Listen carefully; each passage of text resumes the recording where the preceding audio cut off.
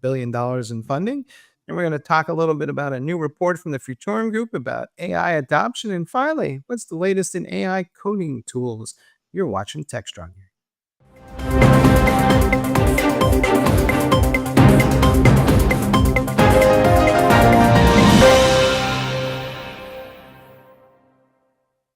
Hey, everybody, we're back and we got a full house today. We're going to start from the left-hand side of the country and work our way back as usual. John Schwartz is in Silicon Valley and, of course, tracking all things coming out of DC these days. John, good to see you. Good to see you. We're going to have our hands full the next couple of years, I assume, and kind of fear. But yeah, we're going to start. We started off the day one of the administration with a lot of stuff to talk about today. So glad to be with you. All right. I'm not entirely clear which is further west, Ohio or Alabama, but since Ohio State won the championship, I'm going to go with our friends in Ohio first. Stephen Foskett, good to see you again as always. It is great to be here. Unfortunately, I missed a Techstrong gang earlier this week, so I'm glad to join the gang today. See that? You just can't live without us. So you missed a day and you had to show up for the next one. Wait an entire week. You had to be right there. So we're impressed. Of course, also in Ohio is Salagna Saha, who works on Tech Field Day with Stephen. They are longtime colleagues, and Salagna is also running Techstrong AI for us. So Salagna, good to see you. Good to be back. Thank you. And finally, John Willis, who I'm assuming is in Alabama and where it allegedly is snowing. Is this true, John? This is true. And, and just, I feel like I've got my picture on the cover of Rolling Stone. I've been invited to Tech Field Day. So. Is that next week? It is. And I'll see you there.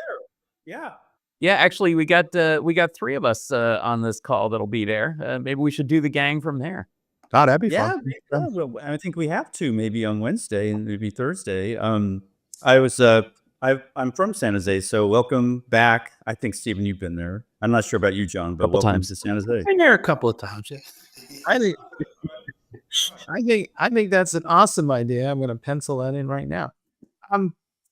I would love to get into what's going on though in the world because, there's this new administration and they seem to be, kicking out these executive orders at about a rate of about one every 2 minutes. The one that we're keeping an eye on at the moment though is what are they saying about AI? They seem to have first thing was scrapping the Biden rules. And now the second thing is lining up all these folks for this massive investment in AI.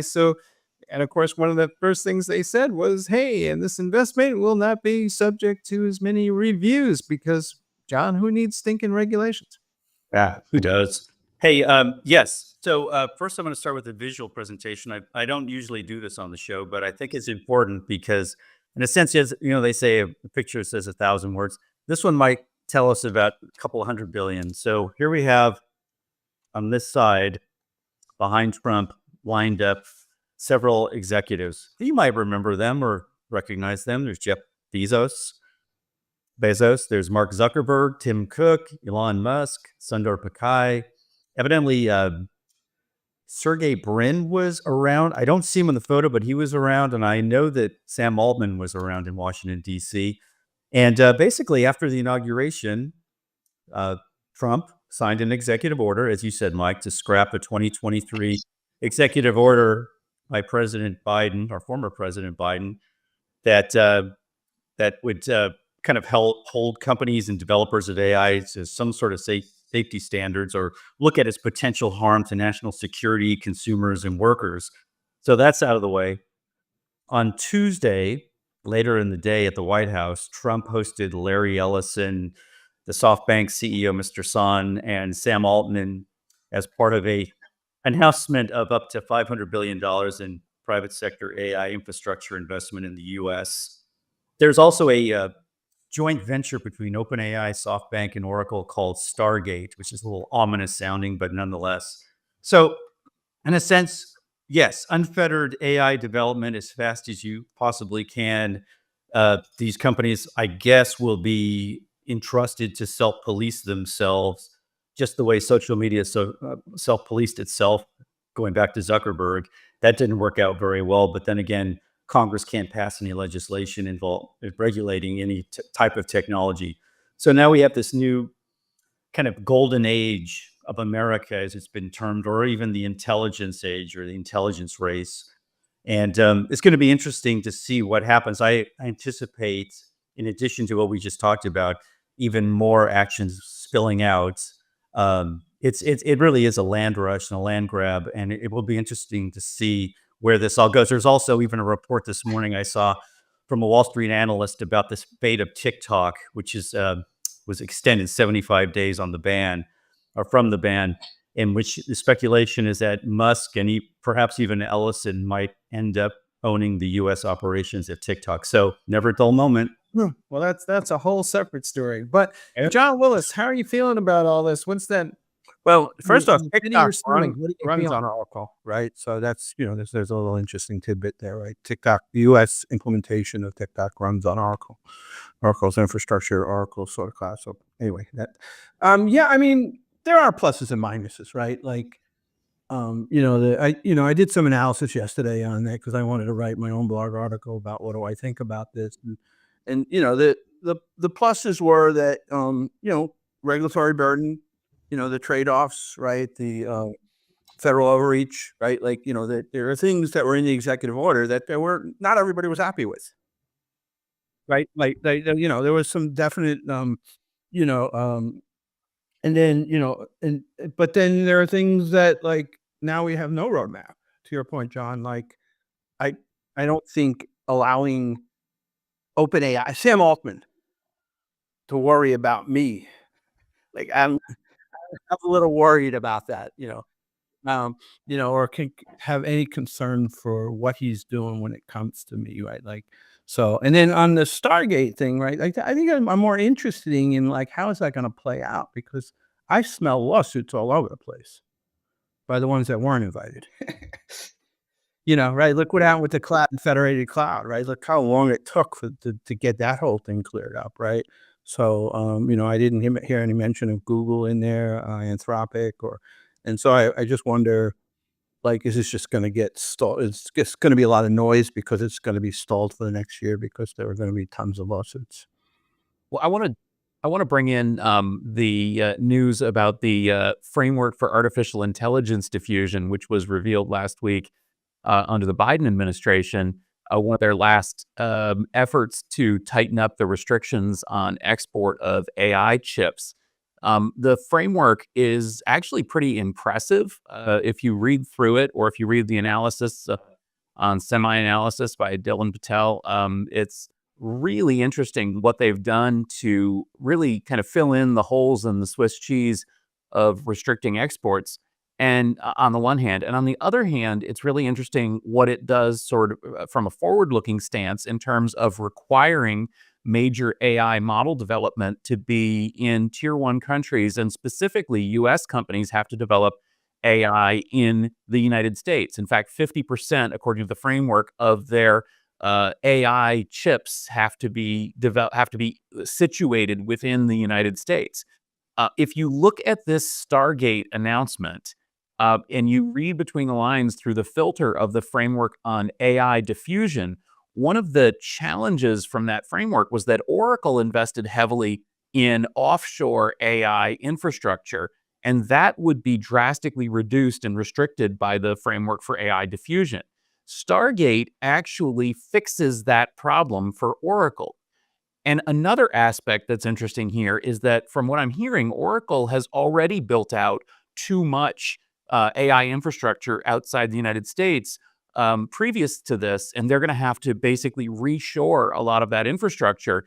So much of this investment might actually not be investment so much as reshoring of hardware that Oracle has already purchased and reshoring of capabilities that Oracle already has, potentially. Now, if the framework stands, and we have no reason to believe it won't.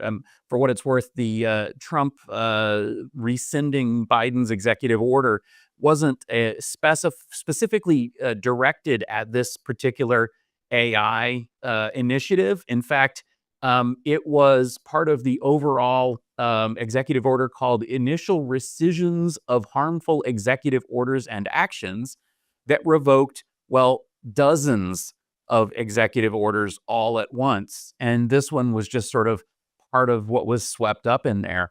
I'm wondering if anyone in the Trump administration even knows what they've done in terms of rescinding this executive action.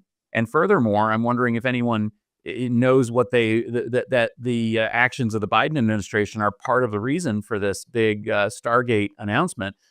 But who knows? I mean, who cares? Frankly, it's better if they don't know, because then they won't knee jerk to kill it, because the framework for AI diffusion makes a lot of sense. Yeah, but it's it was a very perceptive point by you, John, earlier about the executive order and how it was written, because I did talk to a couple of people who had a hand in crafting it, and they acknowledged there were flaws in it. Their only concern was that now there's no real oversight or a roadmap, as you pointed out. The other thing, Stephen, and I was thinking about this, and I'm going to ask Mike as well. I always have a bit of a skeptical eye around these major investments or these plans that Trump announces. Like, this goes back throughout his especially career. with SoftBank. Yes, exactly. That's where I was going. And I'm not thinking Foxconn, I'm thinking SoftBank.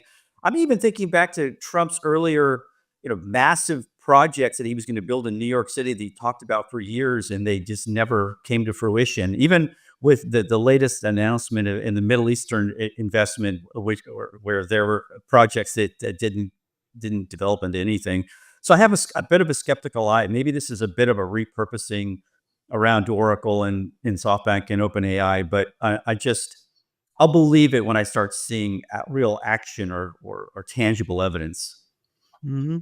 And there's a lot of speculation in the real estate side. We talked about this on a show earlier, but a lot of the folks involved in this seem to be more interested in buying the land and hoping to sell it to somebody and maybe, mark that up than they are necessarily in solving the AI compute challenge. But Salagman, what's your take on all this? Yeah, Trump himself has said that this Stargate venture is going to help build more data centers and create more jobs and in the United States. But it really remains to be seen how it all pans out. There are a lot of ifs and buts, really. So I think it's something that we'll have to wait out and see. And isn't it kind of inconsistent? Like, I read that like 100,000 jobs. Well, wait a minute, because Facebook has a model now. You can build data centers in months. They have models where they can be operated with less than 15 or 20 people, right? And AI is supposed to reduce headcount. So, like, why is this AI initiative now they're magically gonna, 10x jobs for what is traditionally being done now in data centers? So, and Come on, there's going to be two guys managing the robot building the data center. Yeah, not there yet, but like Yeah, for now at least, until we have a new super intelligent AI agent that runs everything.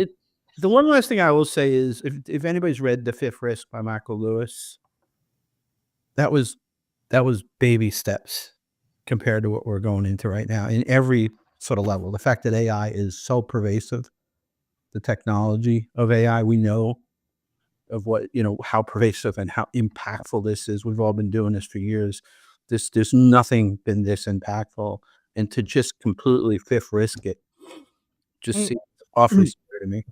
Hey, Stephen, have you heard the one about the future of the data center?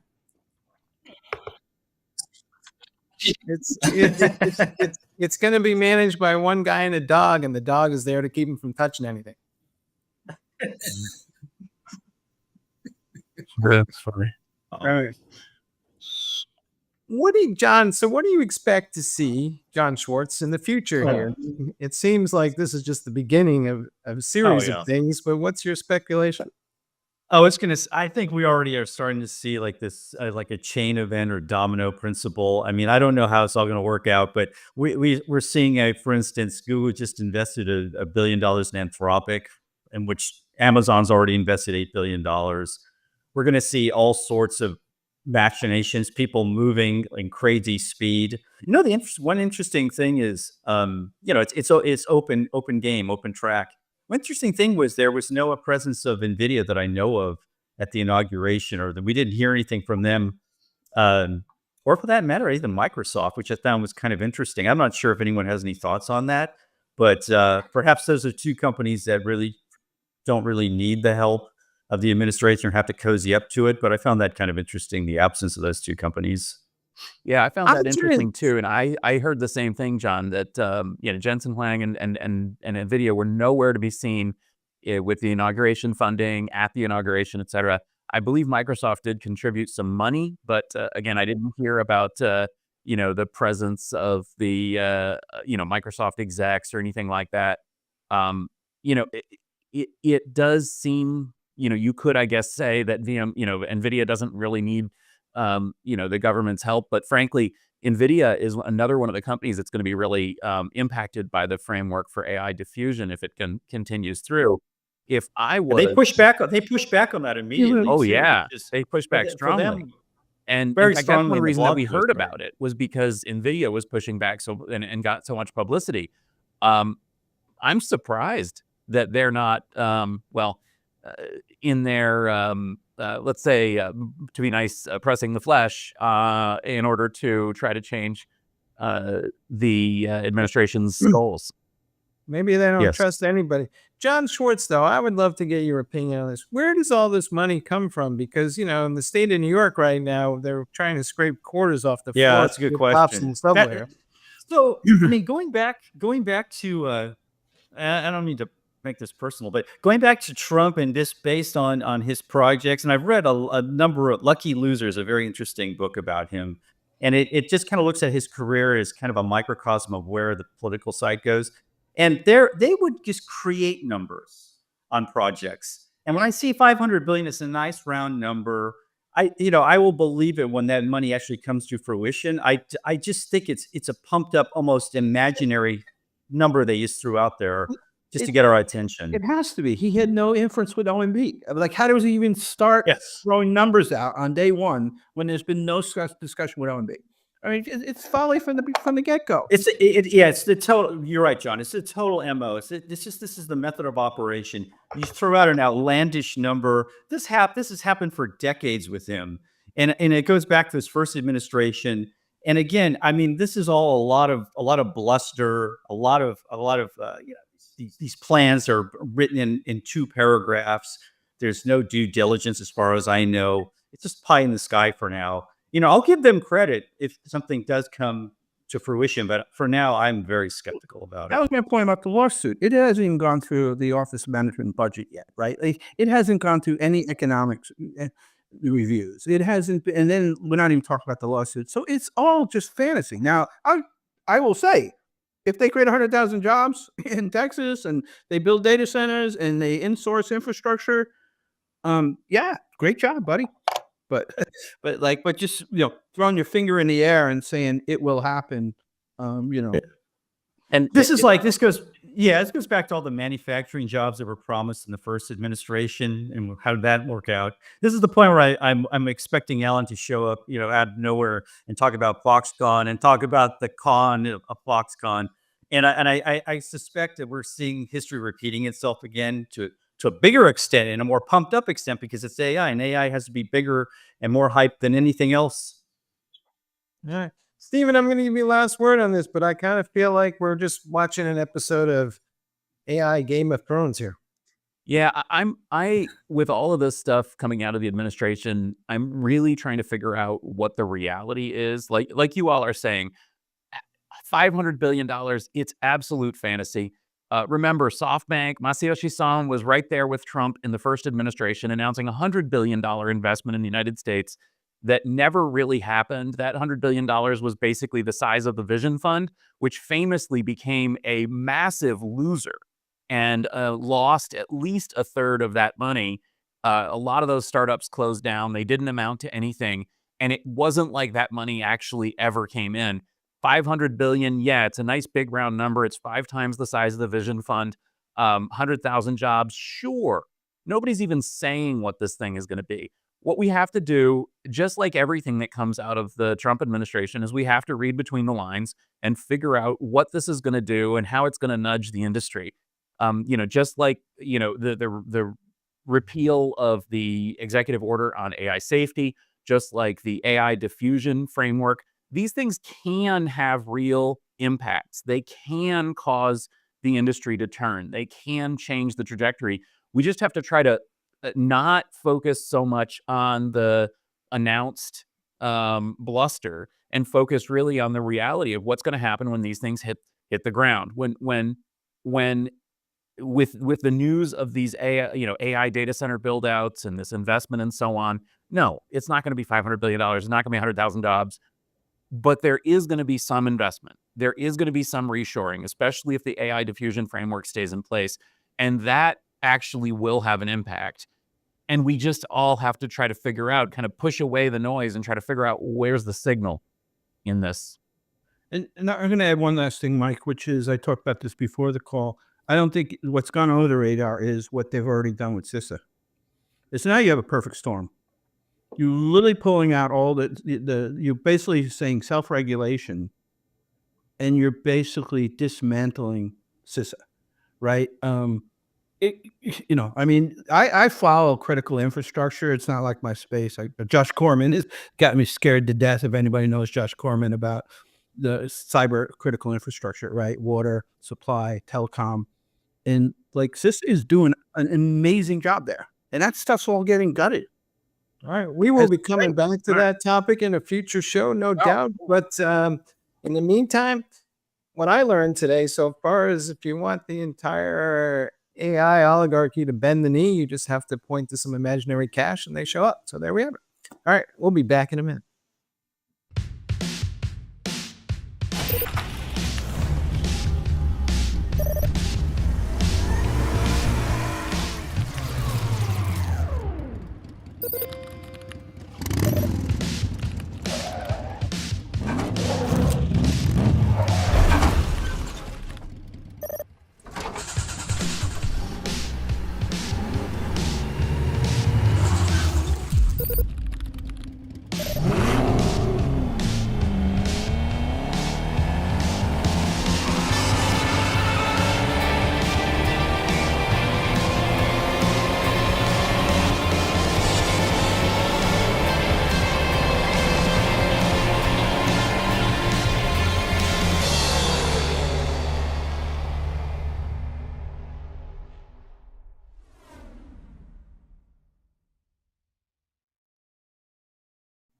Hey, everybody, we're back and we're talking about some research from the Futurum Group, the parent of Techstrong.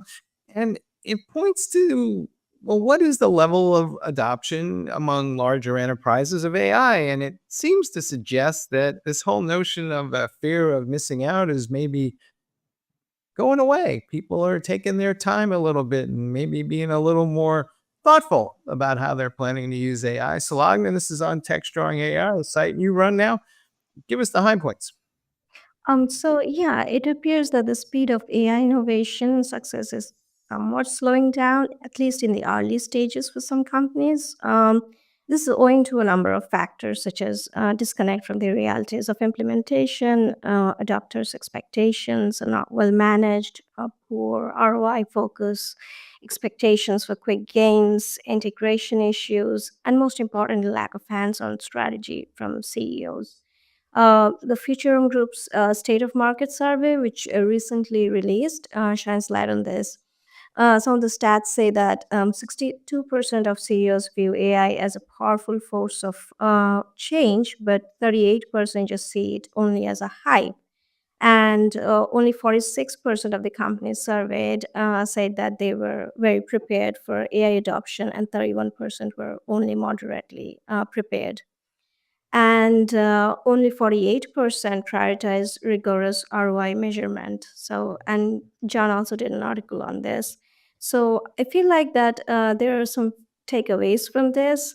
It feels like to reap all the benefits of AI, companies need to have some things in place, such as to start with, there should be preparedness, which is crucial, and sort of internal training, the ability to accommodate and manage the growing corpus of data, making sure that people are trained to handle the technology at a professional level, putting in place best practices and guardrails, and slowly and steadily incorporate the change instead of shoving it down employees.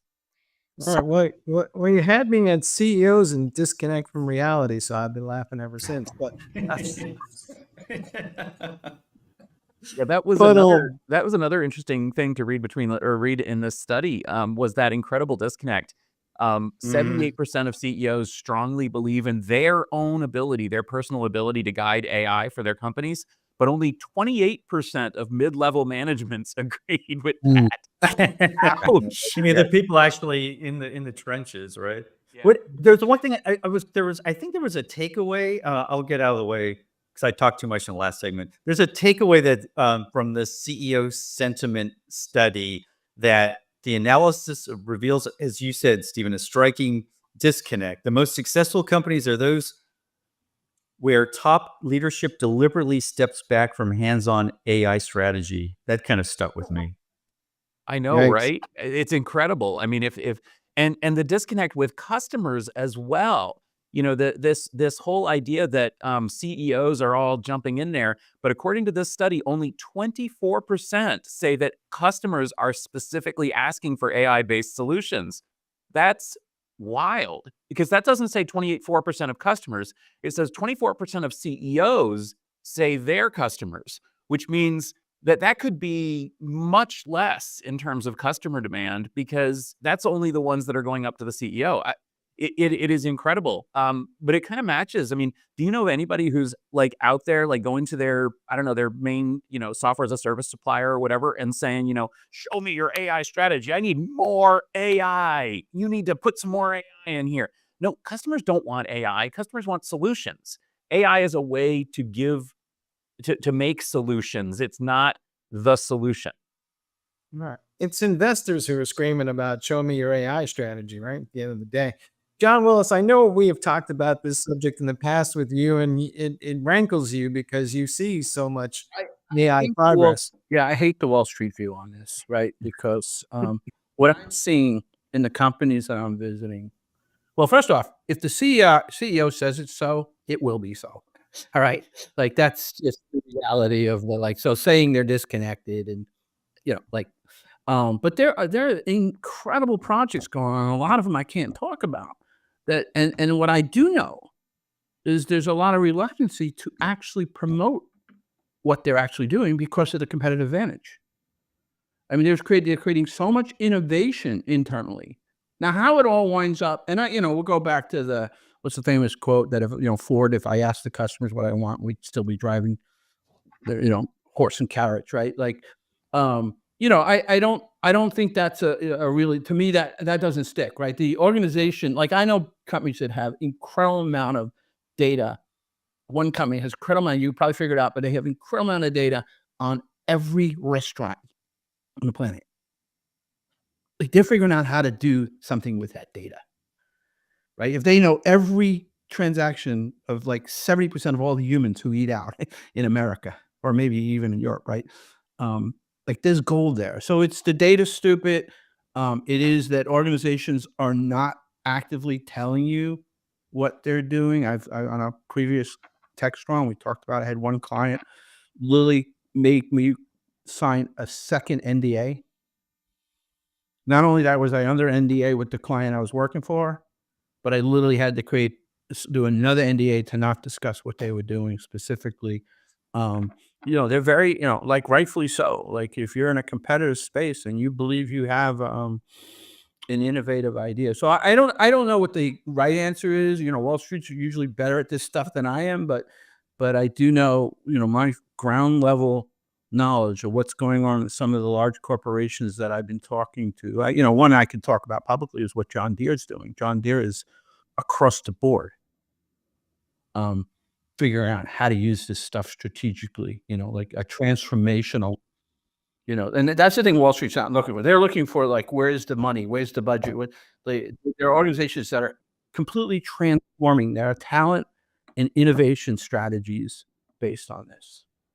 That's interesting that you said that, John, because I was in Pittsburgh last week at Carnegie Mellon, and I went through the robotics lab, and I talked to some folks in agriculture, especially AI agriculture, and John Deere's, that name kept cropping up, and they, so to speak, no pun intended, but that was one of the key case studies. Actually, it's something we should look into.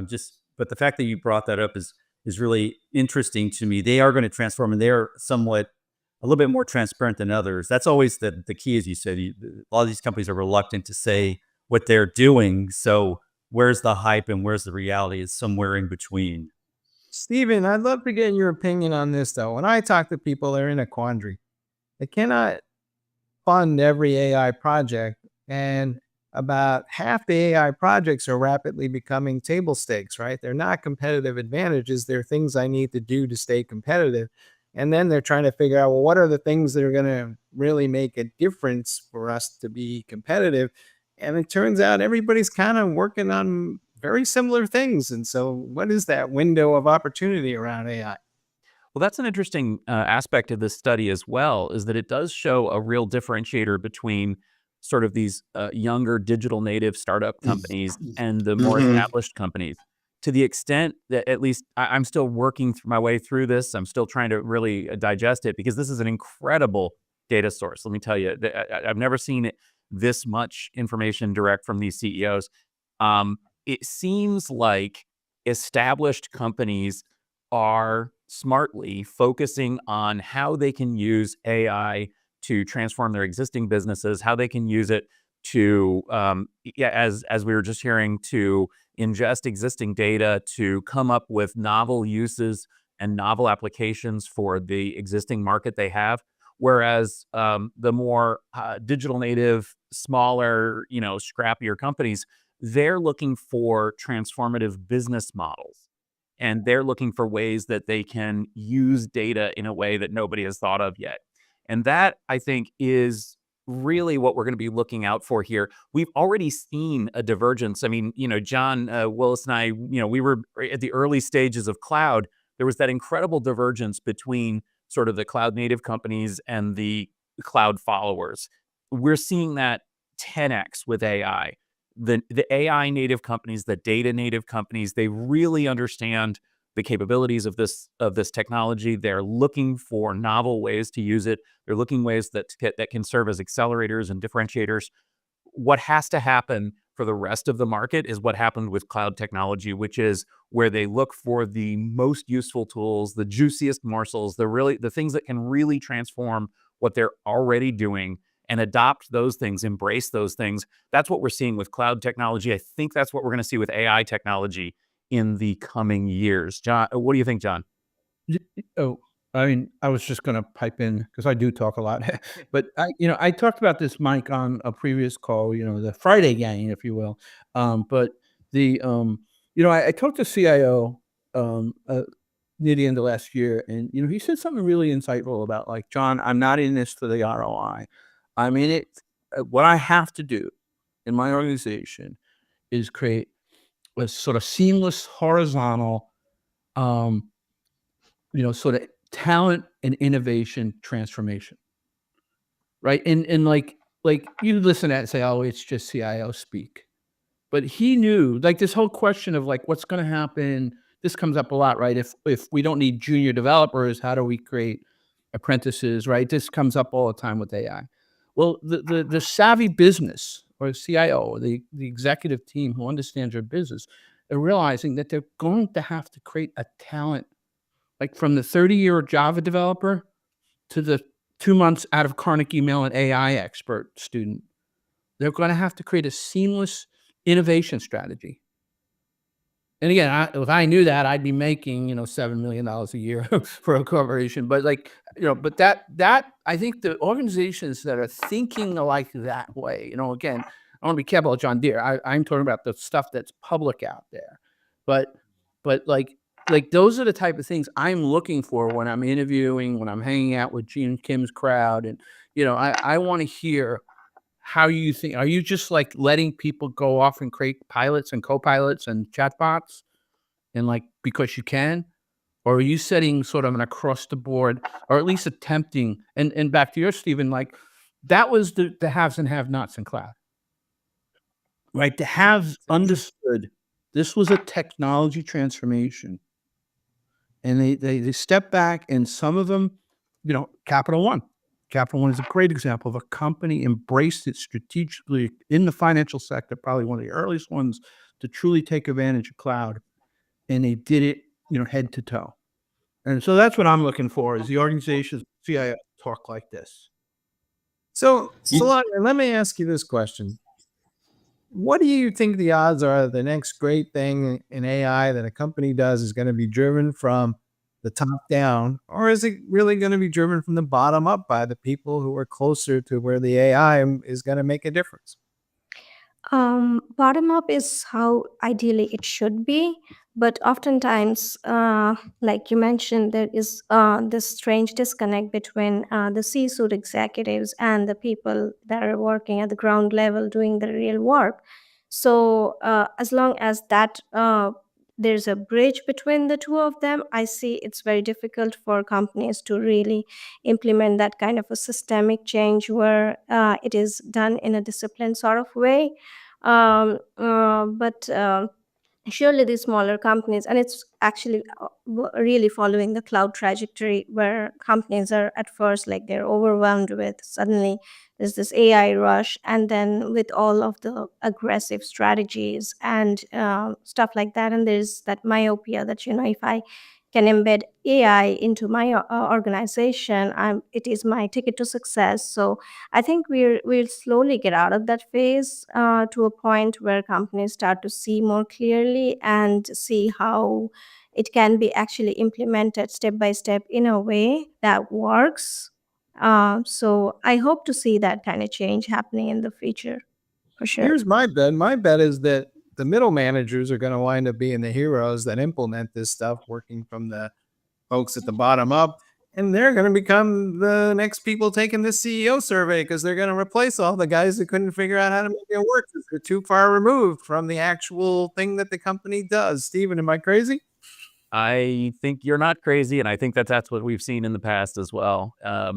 And one more thing from the study, it once again shows companies are desperate for people with this kind of knowledge and skill. And I think that if those of you listening are interested in what to get involved in, I know this is not going to be a news flash to you, but hey, maybe learn a little bit about AI.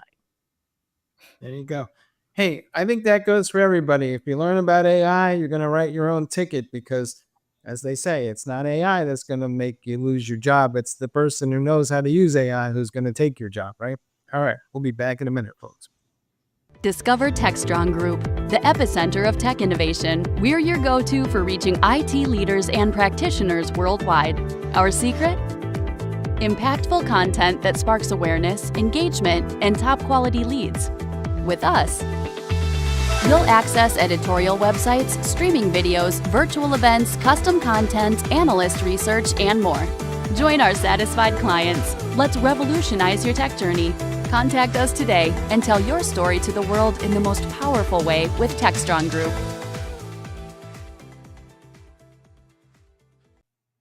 Hey, everybody, we're back and we're returning to one of our favorite subjects, which is just how smart are these AI coding tools. And we talked about in a previous episode about a survey from folks that suggested that the amount of bad code being generated by these tools was high because they didn't understand enough context about the deployment environment. So developers were spending too much time debugging code written by the AI tool.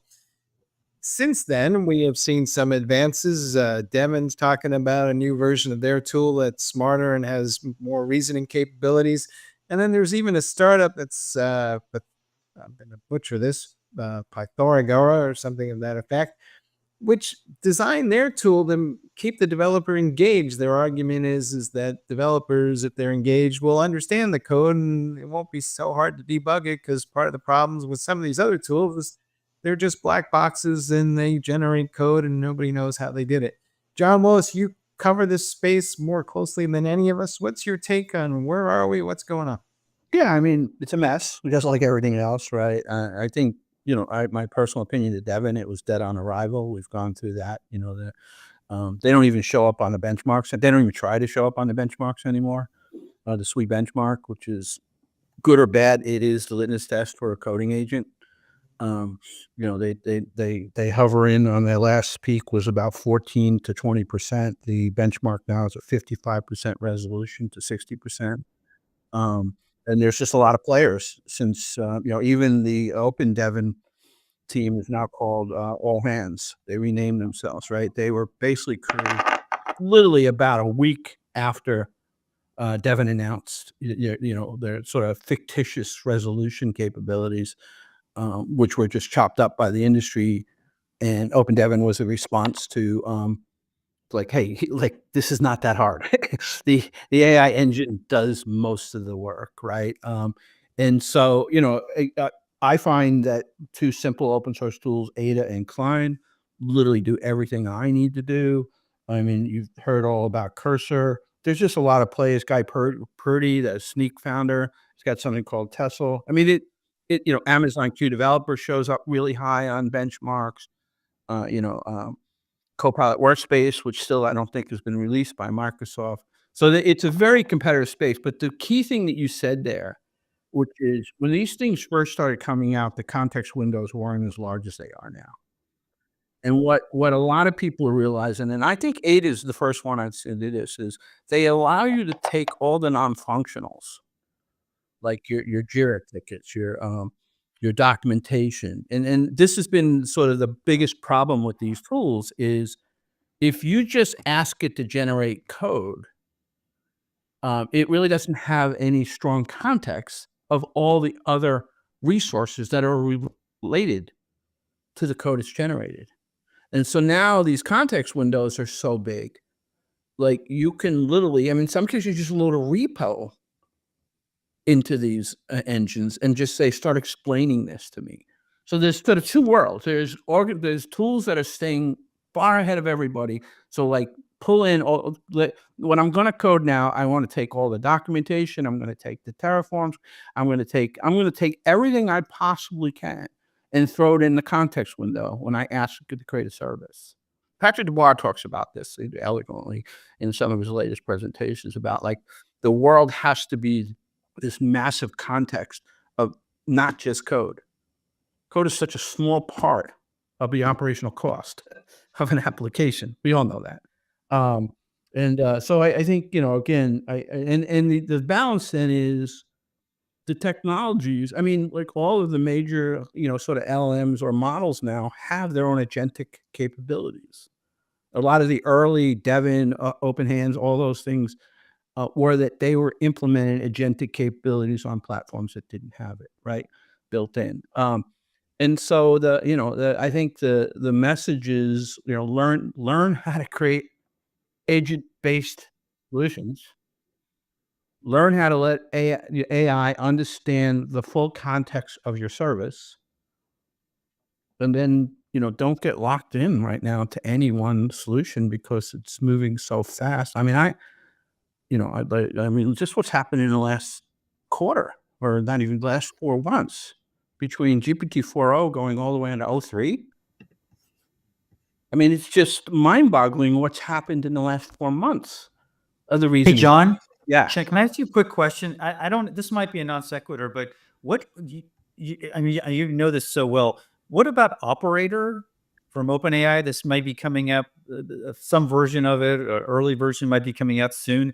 I've read to the point where it has ability to autonomously code or even do functions without any human interaction. Is that kind of play into what you're mentioning? Yeah, no, again, they've already sort of created the agentic, capabilities. And now, yeah, I mean, like, again, the point being, well, that goes back to a bigger picture. And I always felt this.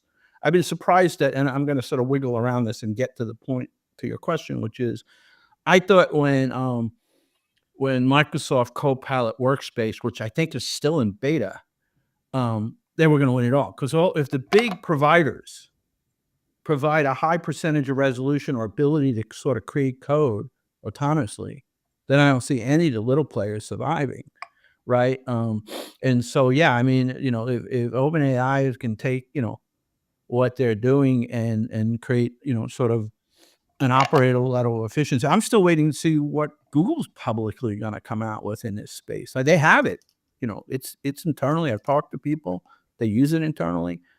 So there's one element of that question, which is I think the big players are probably going to dominate. If you've gone all in on Google and Vertex, and they have a reasonable solution that benchmarks pretty well, then you're probably not going to jump over to the operator or Anthropics or certainly not like Tesla or.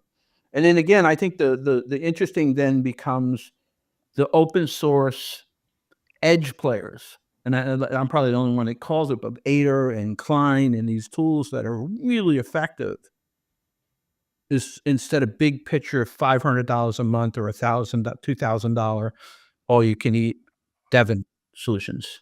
Right. You know, So, John, let me ask you a question here about all that context, because one of the things I'm starting to hear from folks is, do I need an AI coding tool that is tightly integrated with the rest of my repositories and my DevOps platform to get that context? Or can the AI coding tools are they more disposable in that sense where I can just swap them in and out as I feel like?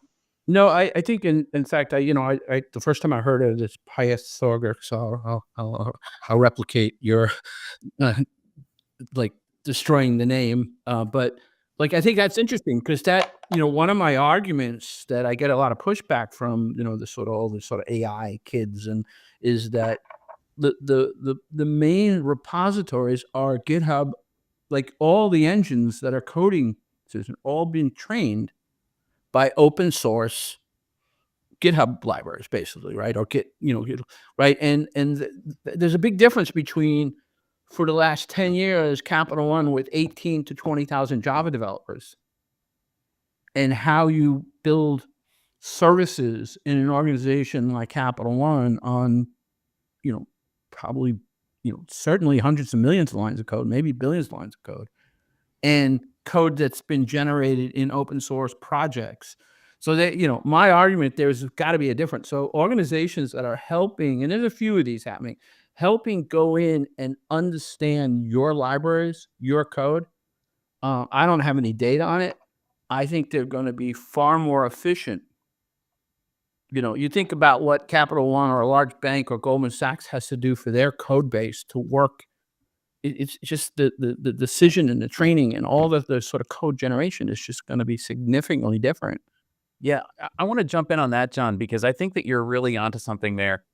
What you've been saying a lot here makes a lot of sense to me, and that's that essentially if the code generator is just generating code, that's not all that interesting. If it's generating your code, then it's much more interesting. If it's helping you to generate what you want. One of the interesting things about this Pythagora product is that it doesn't just spit out code, it's a conversation with the developer. I'm not sure that that's the right way to do it, but it's a good way to do it or better way to do it.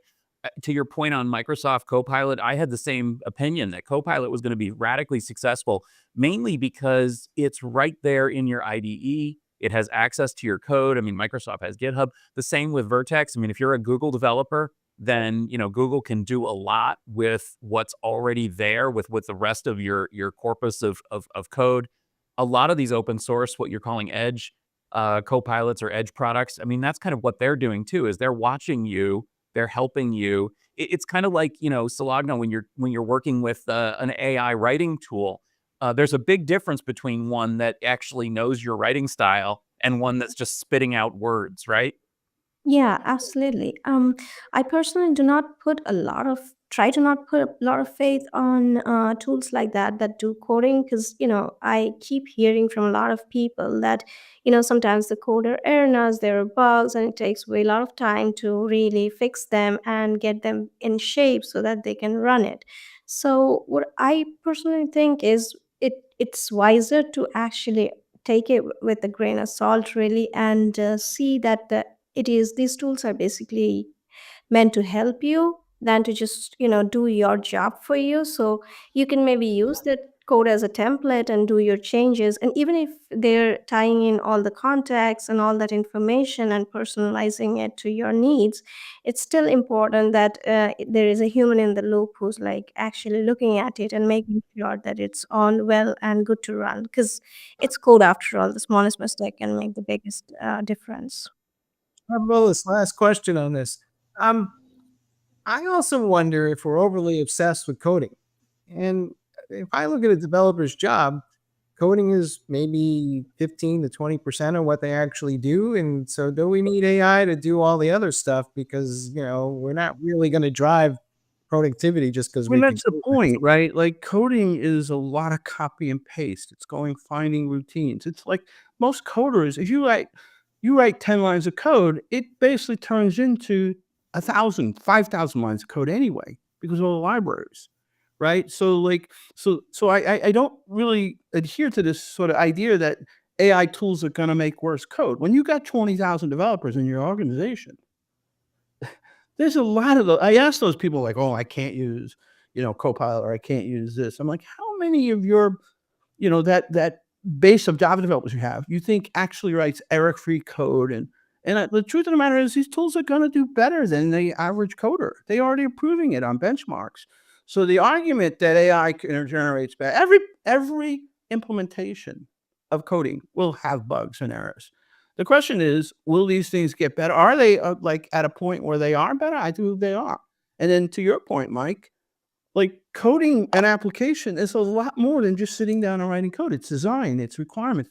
It's like the same thing. I use a lot of tools for writing. I don't let the AI write my articles, but what I will do is I will feed every concept and idea and all the things I want into it.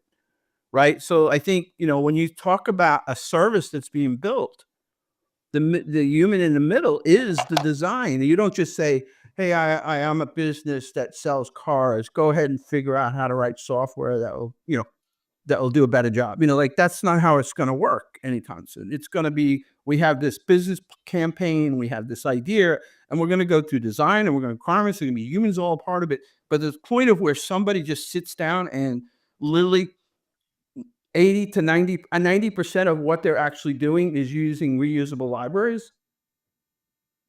I've said this before. Topol Powell talked about a Capital One where he was asked one time to find how much of their code base was open source, and it was not open source. How much of their code had they actually written? It was 1%. 99% of their code. He's publicly said this. 99% of their code was libraries. So now we have AI tools that literally are doing the same thing on at 1% or 5%. It's definitely never more than 10% in any modern organization. So what are the decisions that are going wrong by that AI is doing worse than human? Picking the wrong libraries? Putting in the wrong configurations? Those are things that humans do pretty terribly. So I don't know. So, folks, I guess, we're not going to miss copying and pasting code ultimately, which may account for why a lot of these repositories are seeing a decline in overall traffic because people are just taking it from the OpenAI tool. Hey, folks, thank you all for being on the show as usual. You guys were awesome, shared great insights. And with that, I'm going to point everybody to the rest of the lineup coming up right behind this show. Techstrong TV is coming up. Stay tuned. And we'll see you guys tomorrow.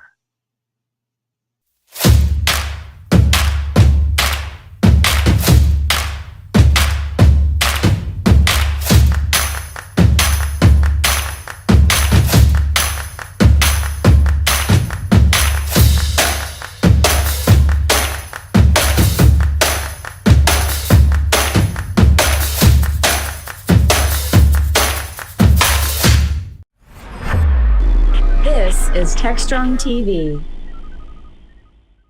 Hey everyone, welcome back here to another Techstrong TV segment. Our guest for this segment is the co-founder and CEO of Latent AI. His name is Jags Kandasamy. Jags, welcome to Techstrong TV. It's great to have you on here. Thanks, Ellen. Thanks for having me. So exciting. Fantastic. So Jags, I mentioned you are the co-founder and CEO over at Latent AI, but there was life before co-founding. Right, Latent. Let's hear a little bit about your life pre-Latent AI. Absolutely. Right before founding Latent AI, I was running another startup called AutoSense, where we had automated human hearing. Imagine this, right? Listening to sound and then identifying events from it. We took the company towards manufacturing and predictive maintenance applications. So, if you know a good mechanic, before they touch a machine, they listen to it, then figure out what's wrong, and then they approach it, right? So that's basically what we had automated. So we were in working with Delta Airlines, with Ford Motor Company, with Airbus, and several power plants in Japan, right? So using sound to identify things. One of the issues that we had, this was the first edge AI component, right? In the mid 2010s, everybody was thinking about AI, and we had taken AI to the edge, right? Running it on the near devices which make sound. And that's where, I got my start. And prior to that, I was at HPE, started as an engineering manager, and then ran customer success, customer support, and did several things at HPE. My first company I started when I was 21 back in India. So Really? been here for 25 years now. And, that's my journey. Sort of a lifelong entrepreneur. Very cool. So interesting with the company with the sound. It was sort of machine learning where you matched patterns of this sound sounds like this. And when it sounds like this is what the situation usually is, or this is what Absolutely. the status is. Yeah, we actually took every chunk of sound. The chunk could be 1 millisecond or 5 seconds. However granular you could go, you wanted, you can do that. And then we went around analyzing each chunk in 3 domains: frequency domain, amplitude domain, and time domain. And we extracted some features. That was our core algorithm, our proprietary algorithm, and we extracted features, and then we did the pattern matching on those features. So you got similar sounds to group together, and we were able to easily visualize and tag them and push them out into the model. So Excellent. So you went from that to founding Latent AI. What was, as I spoke to you off camera, no one founds a company lightly, right? We all put our heart and soul into it, blood, sweat, and tears as well. What was driving you that Latent AI was going to be a must-have, a game changer? Where'd that passion here come from? So a couple of things, right? I have to go back to the AutoSense story. When we started AutoSense, imagine collecting sound. We put a sensor out there, collected sound, and then, you started collecting everything in the cloud. We were using a hotspot early in the days. When you use a hotspot, there is a bandwidth limitation. We got a notification from our telco provider that after 2 days of collection, your bandwidth for the month is done. So that kind of brings okay, you need to move things to the edge to analyze. That's one. The second issue that we hit was the company was ultimately acquired by Analog Devices. When Analog Devices came to us and they invested in us, one of the memorandum for us was to run the algorithm which we were running on an ARM processor to be run on their Blackfin DSP, their digital signal processor. We literally had to rewrite every line of code from ARM to DSP. Took us 7 months. Once we finished that, ADI said all right, we are acquiring it. Right? They wanted to make sure that it ran. That it would work. Yeah. So after the exit, the things that was bothering me was that one, why did it take so long? Why do we not have a universal compiler to bring AI models to different hardware devices? In GCC compiler, we basically switch the flag and we are able to compile quickly, right? For regular application. Why can't we do that on the ML side as well? That was one problem. The second one was we kept increasing our bandwidth from 3G to 4G to 5G from a telco perspective, and then we went from a coaxial cable and the broadband to fiber and stuff. But still, the applications and the demand kept increasing. Right? We are never happy with what we get. Right? The theory of induced demand. So those things came into my mind. If you want to process these things, your processing needs to happen at the source of data. Whenever and wherever analog to digital conversion happens, that is where processing needs to happen. That is where AI needs to run. That was a nirvana moment for me in the mid 2015s, right? And I wanted to ensure that we kept that, and I was solving for that problem in a continuous manner. And that was what the origin of Latent AI was. When I joined SRI International, and Stanford Research Institute is the birthplace of Siri, nuanced communication, and it is a place that internet terminated back in the 70s, right? When DARPANET started out. I went to SRI as an entrepreneur in residence and met with my co-founder, Sek. Sek had worked on technology that compressed neural networks. Right. So, okay, the compression is required to push things to the edge. And my idea of building a compiler backend, we put that together and we built an SDK to launch the company. So that is the origin. And that is the reason is, AI cannot always be running in the cloud. And I'll end this part, right? When I went for my first fundraising, right, we are a VC-funded company. My first fundraise, our seed round, and the seed round was invested by Steve Jurvetson from Future Ventures. Steve has backed Elon, companies like Hotmail and Commonwealth Fusion, all leading edge companies in their respective industries, right? When I pitched to the group of investors that day, I pulled out my iPhone. I called Siri, asked for time. Siri promptly answered me the time. Then I put the phone on airplane mode, called Siri again and asked for time. The response was, sorry, Jags, you're not connected to the internet. So when Siri said you're not connected to the internet, and I turned to the investors and I asked them, the information, the time is available locally on the phone, right? And the command is very small. Why can't we have selected commands and selected intelligence available locally on the device? Why does it have to always go to the cloud?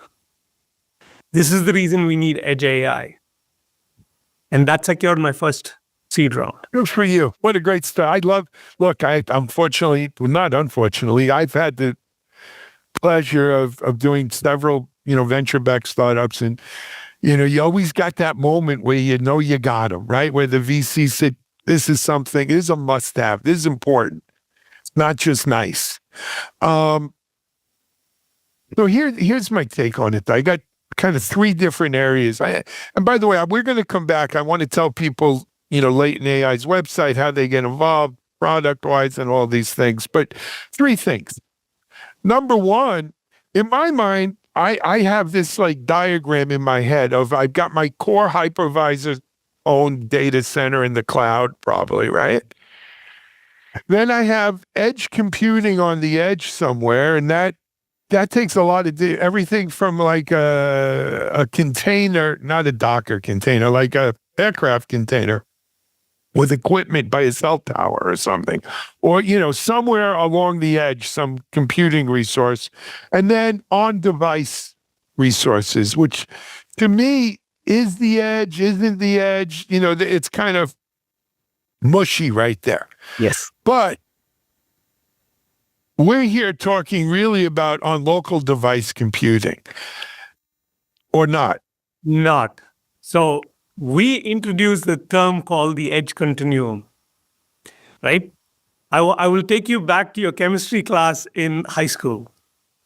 Do you remember the distillation tower? Crude oil gets heated up and you basically go through different layers and you extract products out of it. I was reading the Economist article about data is the new oil. Again, in I think the article came in 2016, right? So that is when, some synapses fired inside, and I started to work on that edge continuum then, okay? So the way we position it is that data gets converted analog to digital at the sensor level. From there, data travels through different networking nodes, different computing nodes along the pathway, either to the destination in a hypervisor or whatever that destination may be, travels through that. Along this layer, computing is distributed heterogeneously. Okay? Our thesis is that how do you define AI for this heterogeneous environment so you extract the right level of intel along that pathway? Okay? So we have done extensive business in the Department of Defense.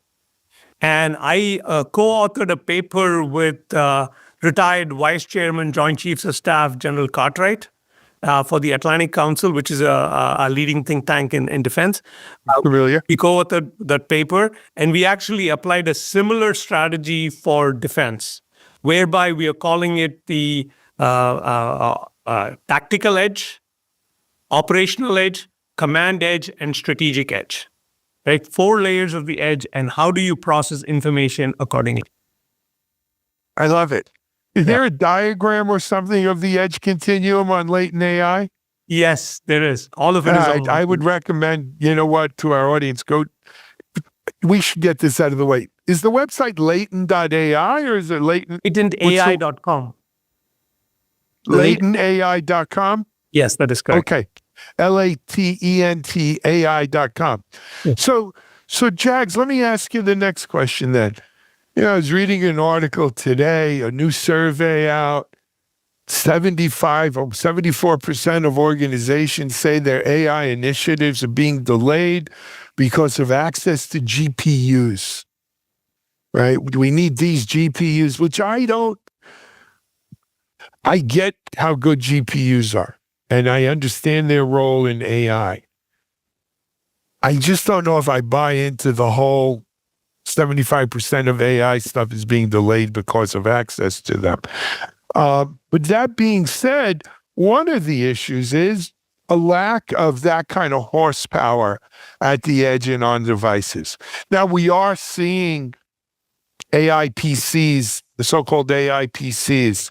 We are seeing, Apple and Google, Android phones, with AI built in, and they've got, the M4 chip and all this kind of stuff. Not the M4 is from a Mac, whatever the latest chip is on the iPhone, 820, whatever. What about, do we have the horsepower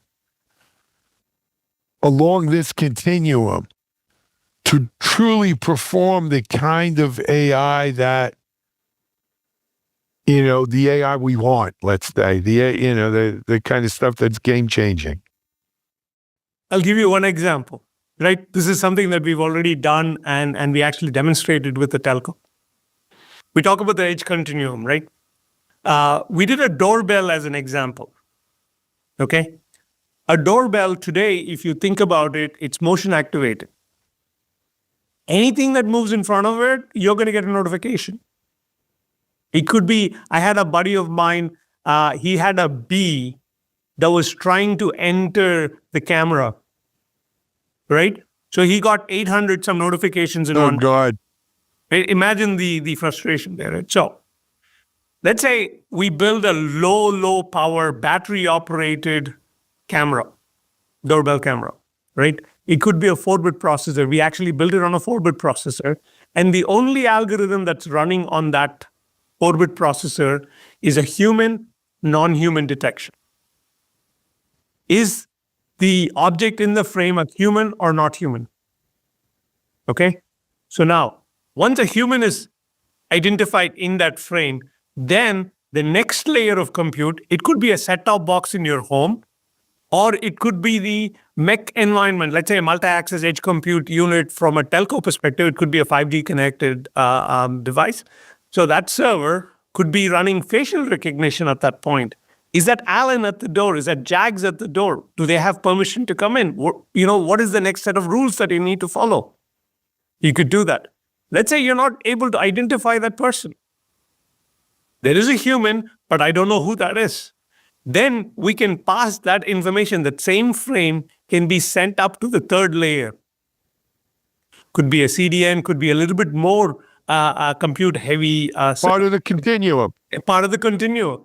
And at that level, you're looking at it and saying like, okay, is that person wearing a uniform? UPS, USPS, FedEx. Is that person wearing a hat and covering their face? Is their face occluded? Is that a security issue? Right? Third one, is that person carrying something in their hand? Is their hand hidden? Is it a delivery or something? Right? So you're able to identify and you're able to run these different models at that level. So the math. I get it. So it's almost a just-in-time system where, if you have the horsepower, if you view this continuum, Yes, bottom to top, let's say, right? From the extreme edge all the way back to core, if you have you make the decision where you have the horsepower. And if you don't have the horsepower, it gets kicked back one until, finally at the core. But you only have to do it at the core if that's the only place where it could be done. exactly. So it's like efficiency built in. That concept alone is the money, right? I mean, at some level, Exactly. right? And we are putting the building, logic in place for that. exactly. We are building the tools so that you can right-size that logic, right-size the model, and you can deploy it on these different hardware. We are on hardware agnostic and model agnostic tools. So I get it. It's just a question of building that just-in-time system. Exactly. I love it. You mentioned you do a lot of work with DoD. How long has Latent AI been in business? We've been around for 6 years now. Oh, so you're an old timer, another overnight sensation. Exactly. Oh, good for you guys. And I know you've got some tremendous talent over there. Besides yourself, you're an accomplished tech person yourself. But what about the rest of the team, Jack? Oh, I am blessed to have an extremely talented set of individuals backing me here. I would say my CTO, right? He's a celebrity when we go into AI conferences. He's a well-known chair for different events. So Sek Chai is my CTO. He's amazing. My head of compilers is a guy who did his postdoc work with Dr. Bill Daly. And Bill is the father of GPUs, right? And a chief scientist at NVIDIA. So Abelardo worked personally and closely with Bill at Stanford. So Abelardo is helping run the compiler show for us. And then Jan, our ML guy, he comes from Siemens and a historic career from Germany to the US. And he is well known in the ML and CV space, computer vision space, and he's pushing us into different sectors that we've never even thought of, and drawing results crazily, right? So, and then we have almost close to 15, 20 PhDs in the organization. We are growing continuously, and we've doubled our size last year, grown over about 200% in revenues year over year. So it's what a great story. Extremely lucky to be in the space. What a great story. Congratulations to you for putting this all together. It's a feel-good story. I like it. Thank you. Hey, we're about out of time, but first of all, again, congratulations on the success. I love what you're doing. Do come back, keep us posted. And best of luck to you and Latent AI. That's fantastic stuff. Jags Kandasamy, co-founder and CEO of Latent AI here on Techstrong TV. We're going to take a break. We'll be back in just a moment.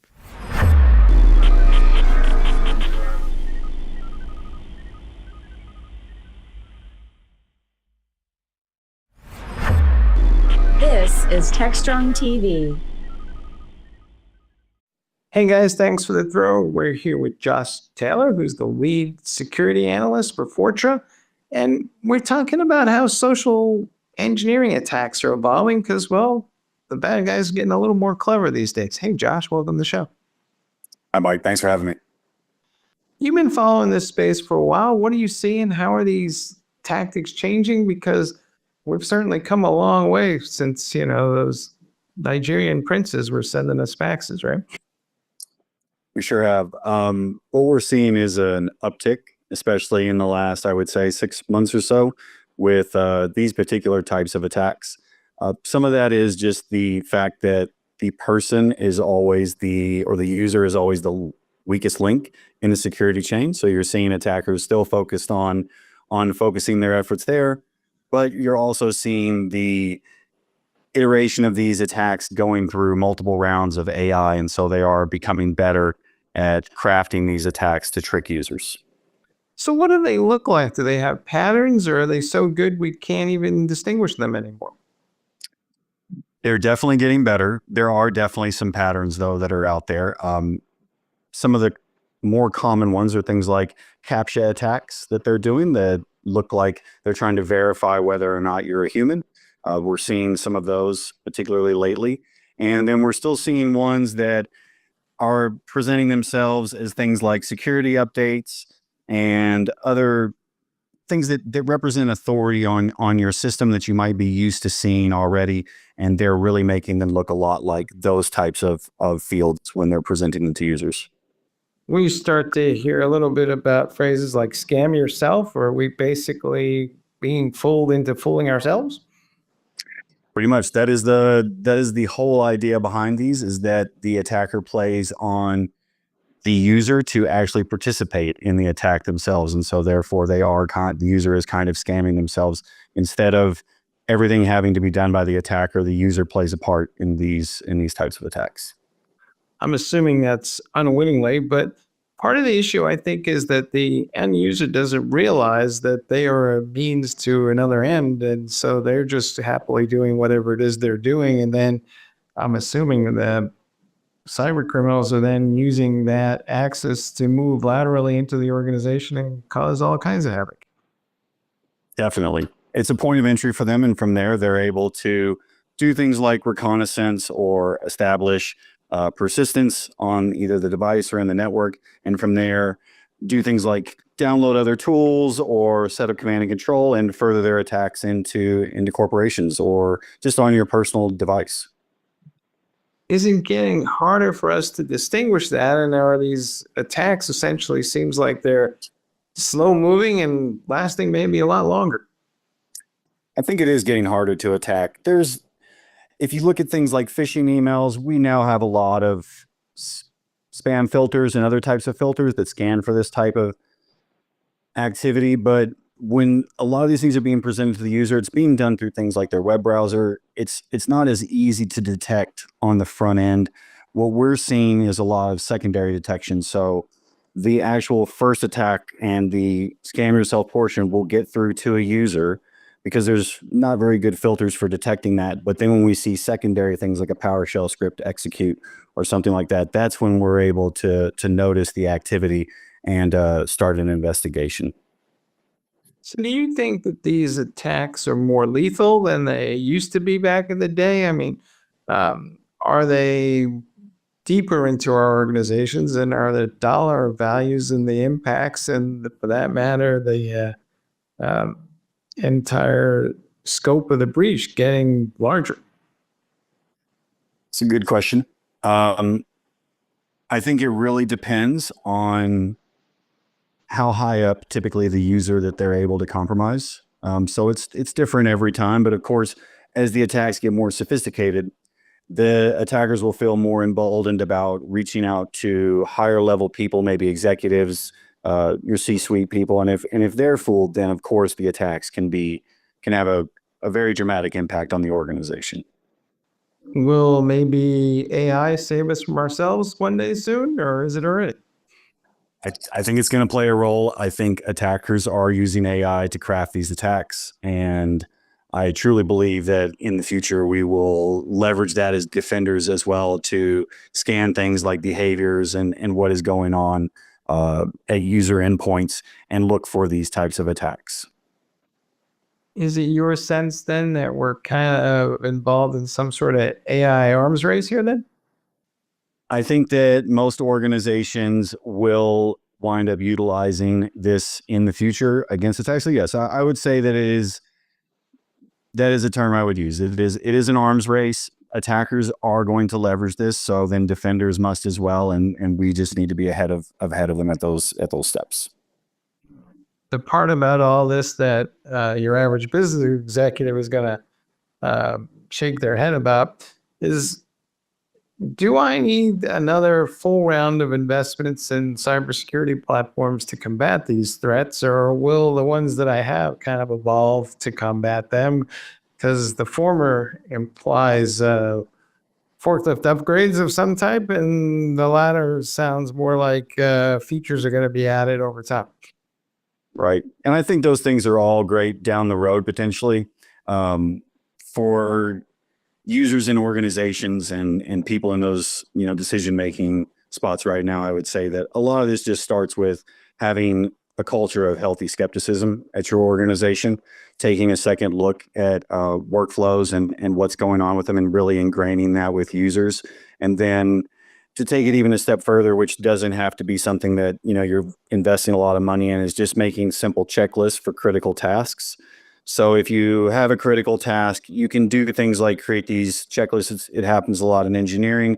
And then when something is outside of those checklists, you're able to have somebody, raise that skepticism, raise their hand and ask what's going on there. And that can a lot of times detect a lot of these things that are going on in these organizations. And then also reaching out to users and letting them know that, if they're going to be doing things like surfing the internet or going to sites maybe that, they should not be, and things like that just shouldn't be done on their corporate device.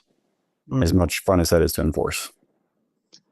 Are we getting better at collaborating with each other to combat these threats? I mean, back in the day when there were bandits in the desert, we had caravans, and the reason we had caravans was for mutual defense. So does that same concept start to apply here, and are people getting it?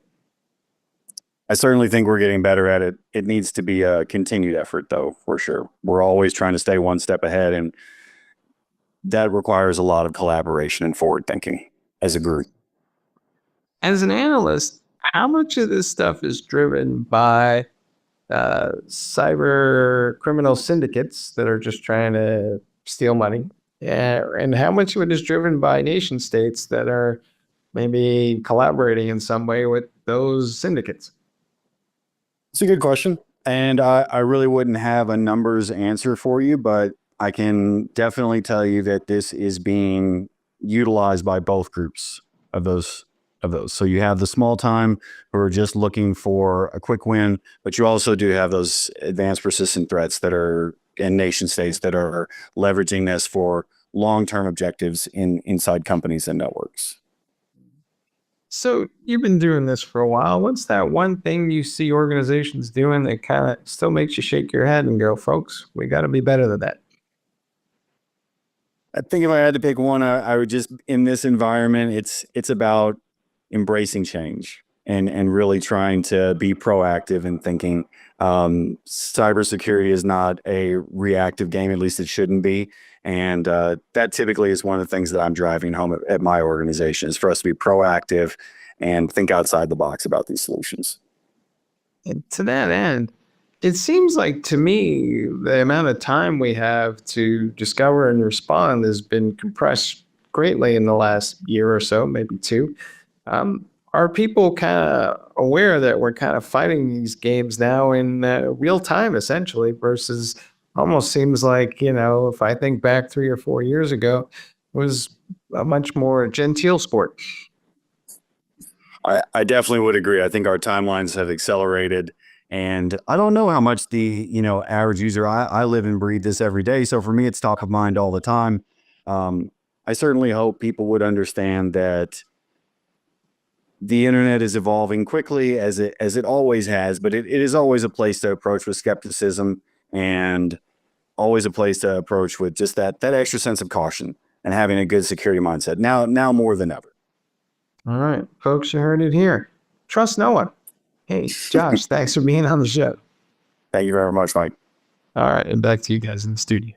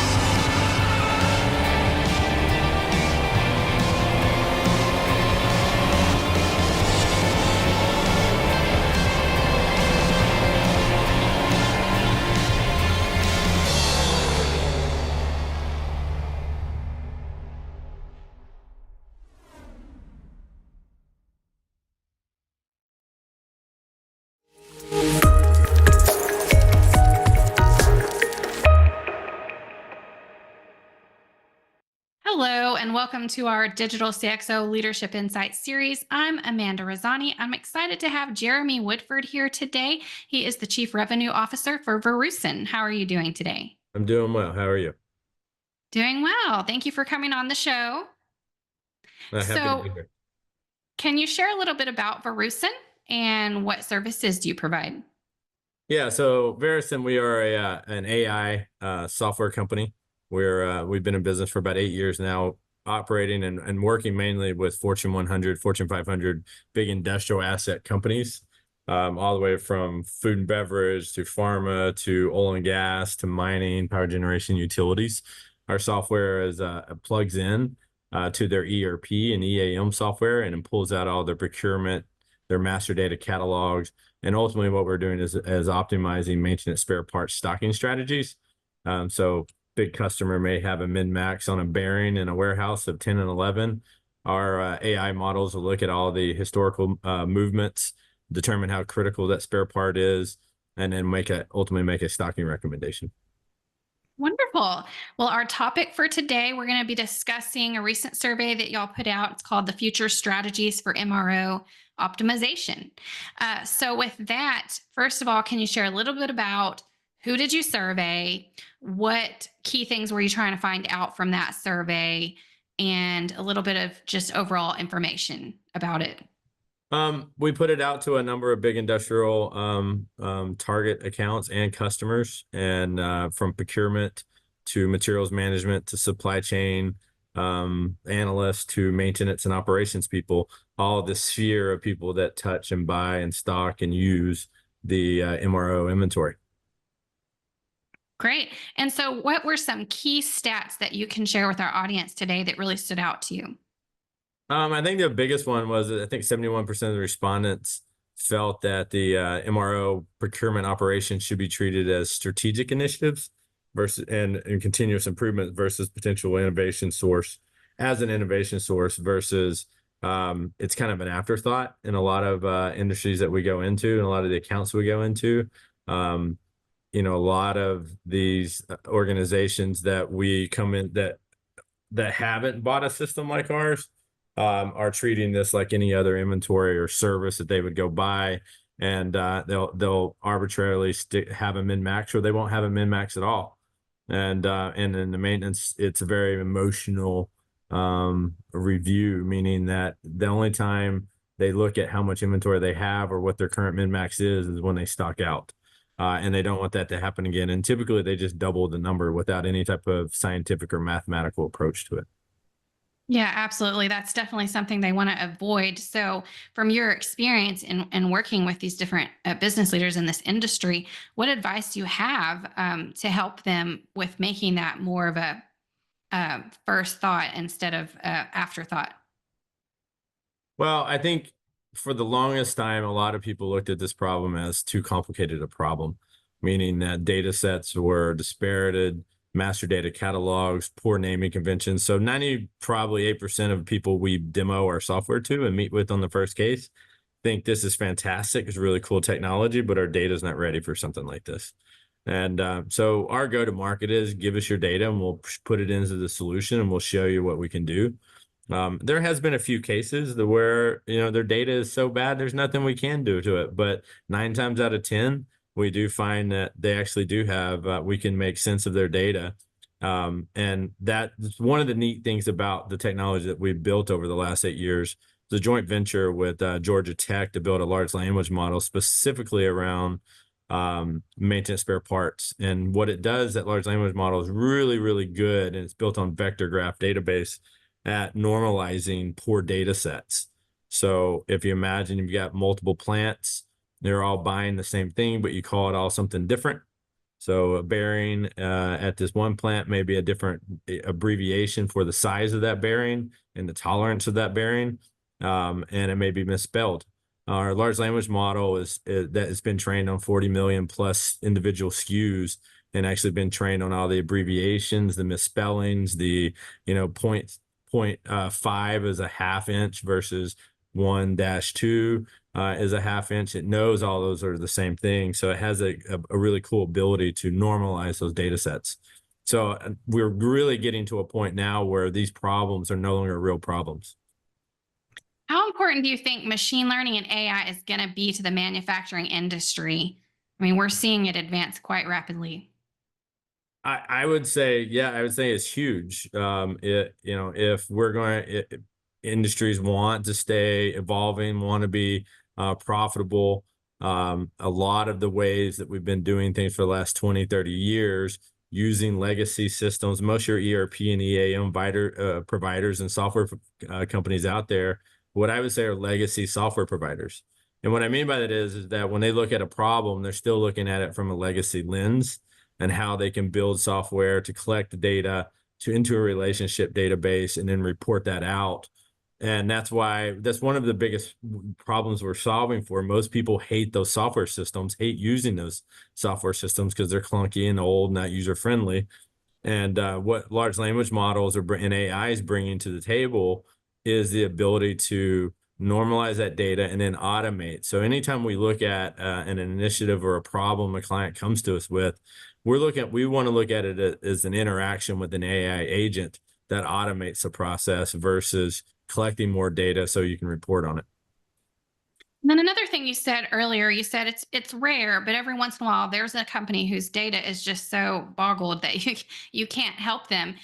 For those companies, what advice do you have for them as far as what to do to get in front of this data problem that they're struggling with? Yeah, so in those examples, it is implementing better processes. So just we do run into some companies that say that they may not have a master data catalog. They're just free text purchase orders, or they're buying their materials off of P cards. And the recommendation, we have partners. We're partners with most of the big SIs from Accenture to PwCs of the world. And then let them come in and implement a master data catalog so they can start locking down their procurement, not have rogue buying. And then we can help them. So one of the things we do with our partners is they can use our large language model to ingest all those free text purchase orders to tell the customer what are the common parts that should be cataloged and stored in a warehouse. So we still do add value. It's just, you don't need to buy our software for a multiple year subscription until you get that catalog created. Yeah, absolutely. Well, if there was one key takeaway you could leave our audience with today, what would that be? Well, there's a number of key takeaways that came out of it, but I would think that the biggest is that getting your organization aligned. One of the problems that we solve for and that we see time and time again is procurement knows that they probably are overbuying some of this inventory, and supply chain is just serving the maintenance operations teams to make sure they have what they need when they need it. Maintenance operations, their job is out turning wrenches and keeping the assets up and running. They don't have the time to go do some complicated math to figure out what they should be stocking and how often it should be bought. So getting those three groups to align and agree, that's what we do. So we ultimately, it's not a black box. Our system is very straightforward, but ultimately helps you determine that you have the right amount. So we reduce surplus, but we also help identify the critical spare parts that you don't have enough of. So for better planning and execution for your maintenance organization. So getting them all trusted and bought into the system is the crucial takeaway, and getting them aligned. And then is this survey available to the general audience if somebody wanted to go and look at the full survey results? It is, yes. Well, where could they find it? On our website. Okay, great. Thank you so much for coming on the show and sharing your insights. Happy to be here. All right. And thanks to our audience. Stay tuned. There's more.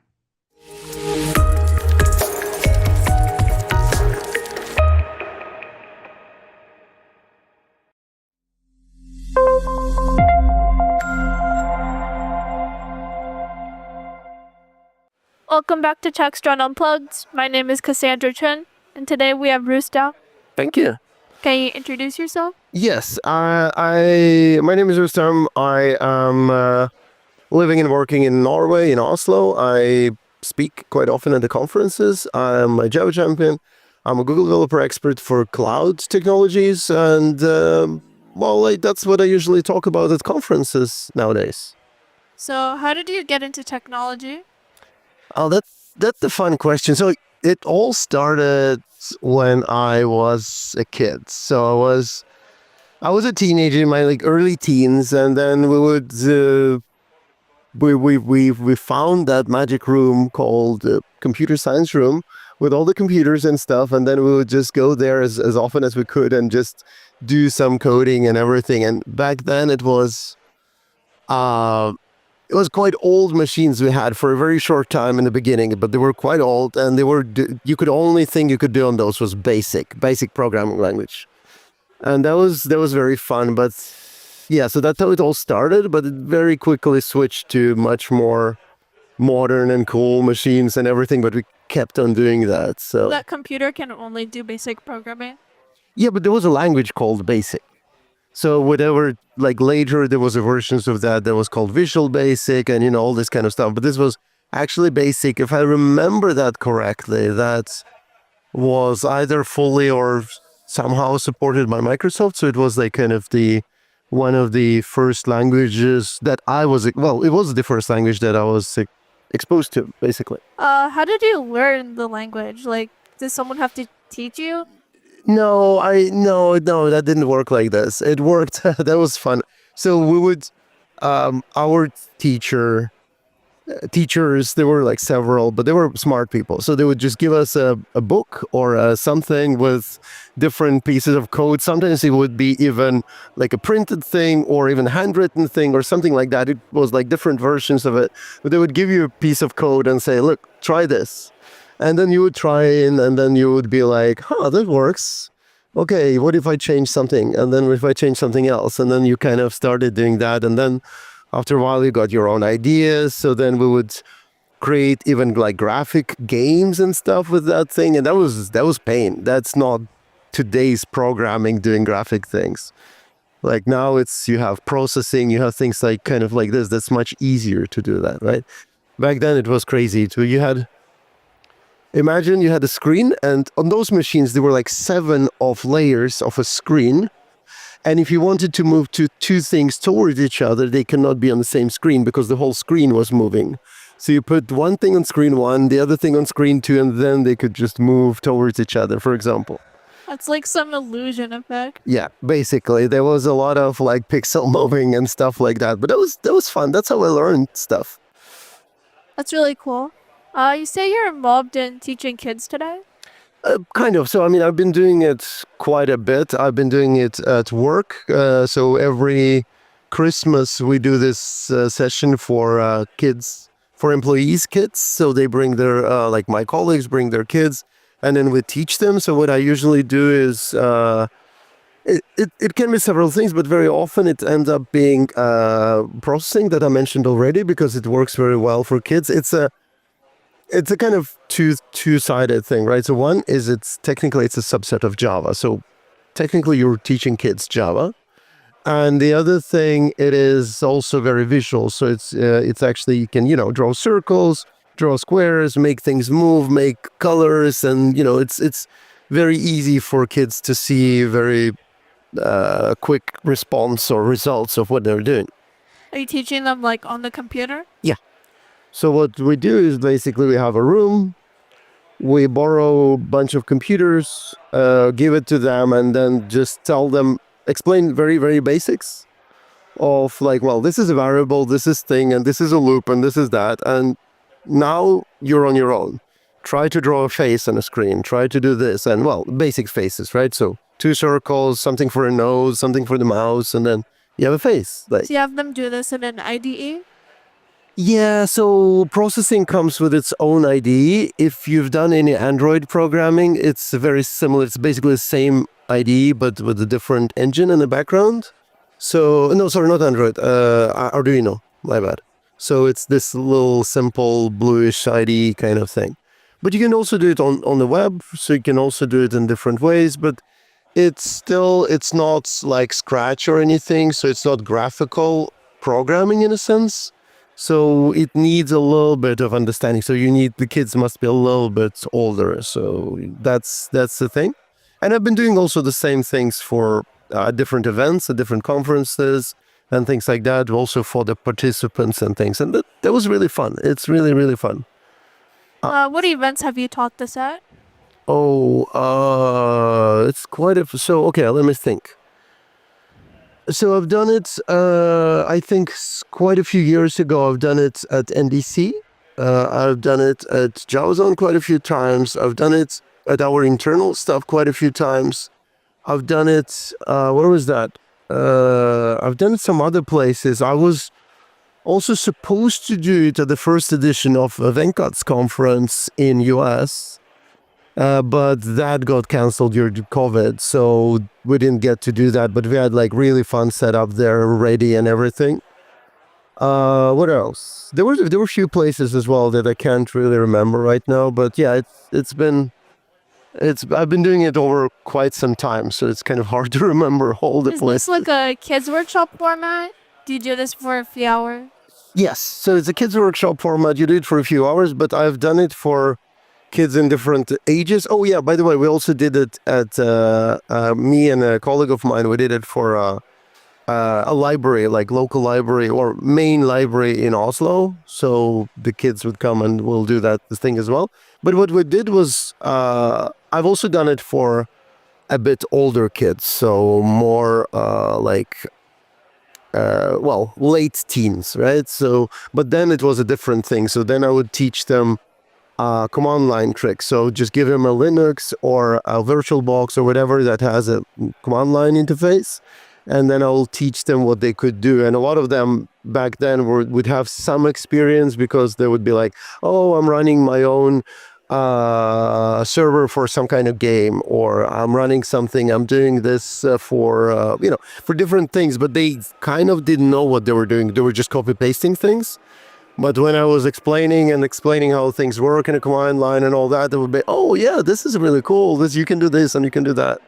So I did pretty much all ages from like 6, 7 to late teen, like 17, 18 or something like that.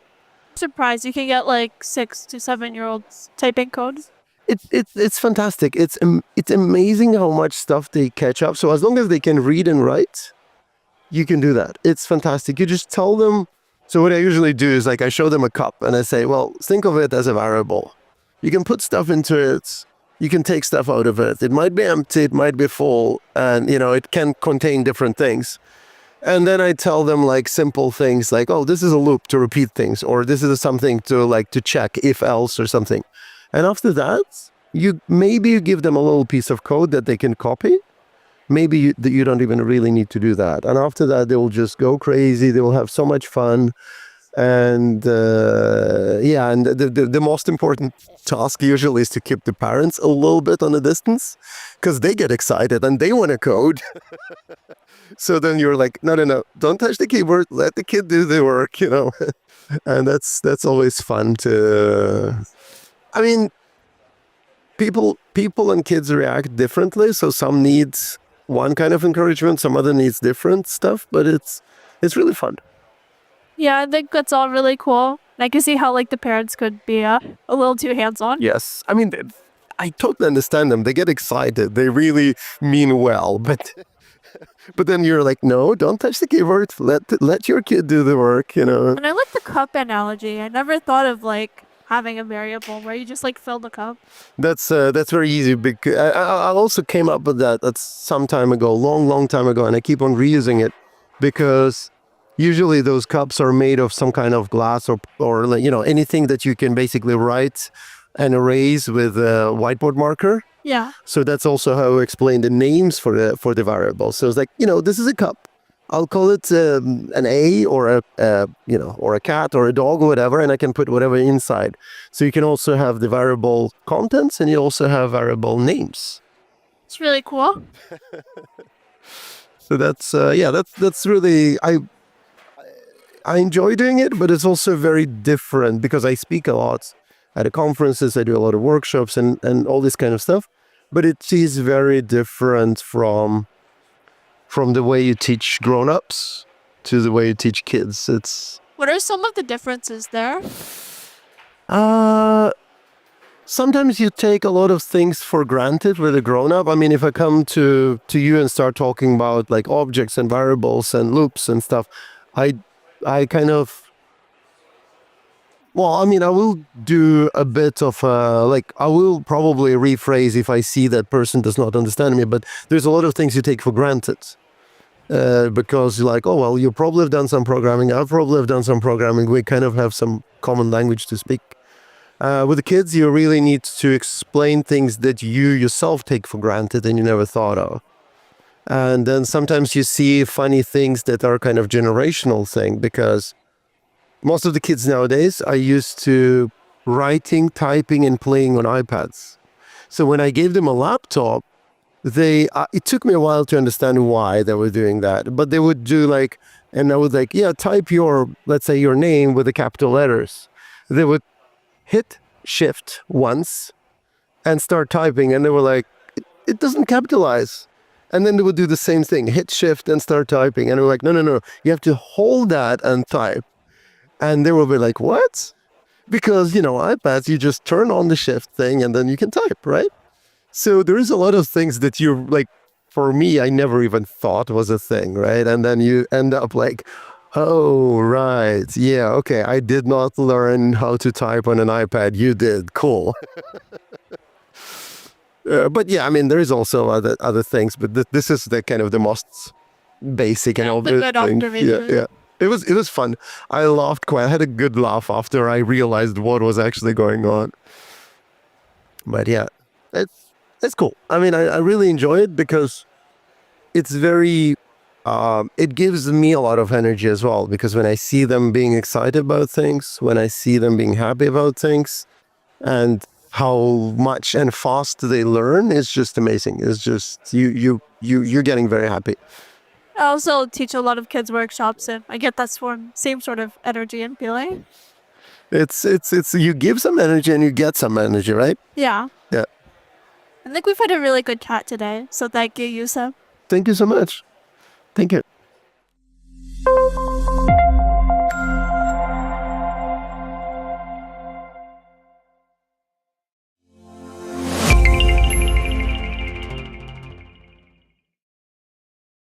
Hey, everybody. Thanks for joining us for another episode of Techstrong Women, where we feature amazing women doing amazing things in tech.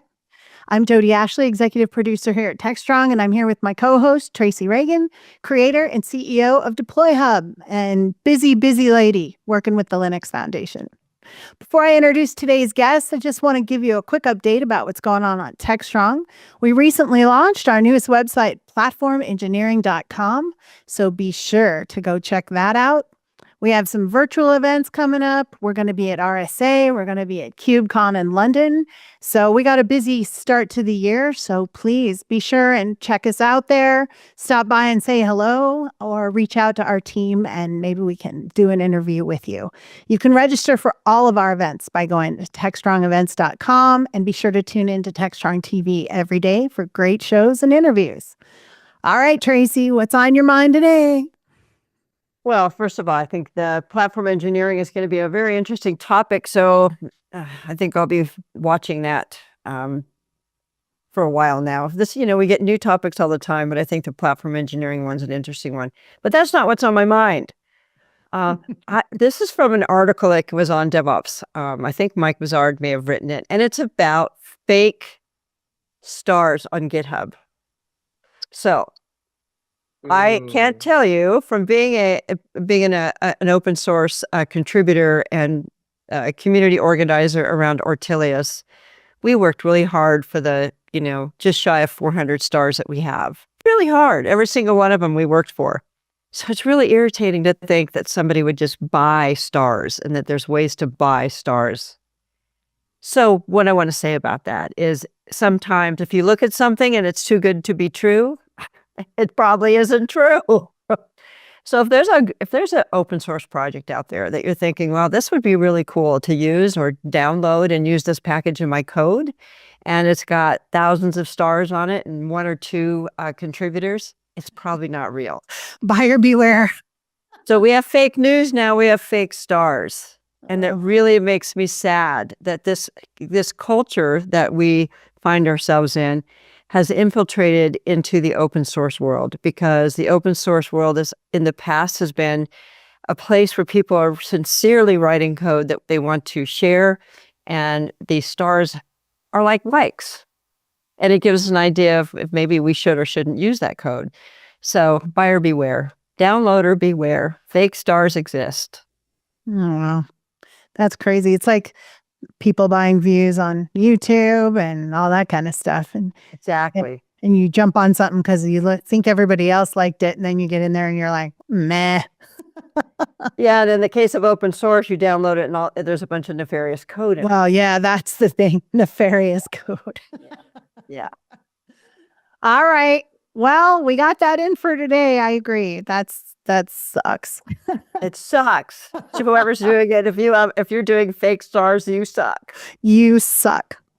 All right. I'm ready to introduce our guest to all of you today. We're really excited to have Caroline back. She's been with us before, but we're going to have a great kind of start of the year conversation that I think is really important for us to have. And I'm looking forward to it.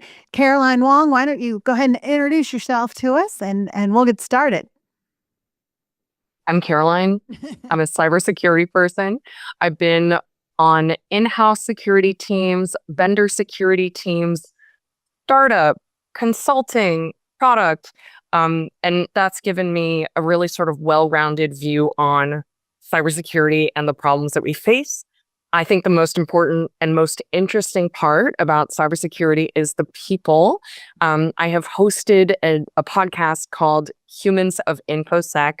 And yeah, I'm also a writer. I wrote a book called Security Metrics, A Beginner's Guide. That book was inducted into the Cybersecurity Canon Hall of Fame in 2022. And I'm currently authoring a new book with Wiley about AI and cybersecurity resilience. Ooh, that sounds awesome. Tracy's going to be putting that on her to read this for sure. So when are you going to get that finished? So tentatively scheduled for publishing in the spring of 2026. So beautiful.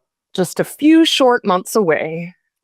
And by the way, Techstrong is picking up Caroline's podcast. I'm going to be producing that for her shortly. We're in the process of getting that rolling. So I'm pretty excited about that. We're all pretty excited about that here. So yay, more fun stuff coming. All right, ladies, let's dive in. Caroline's had a fun end of year, start of year. You want to tell us a little bit about what happened? Sure. I have been job searching. I have spent about 3 months or so at the end of 2024 job searching. And, Jody and I were talking the other day, and I was saying, I am the primary breadwinner in my family. I've got kiddos, the way that our household constellation works. I've got in-laws, and we've got dogs and cats and chickens, and there's a lot of literal mouths to feed. And I take my role in our family as a provider very, very seriously.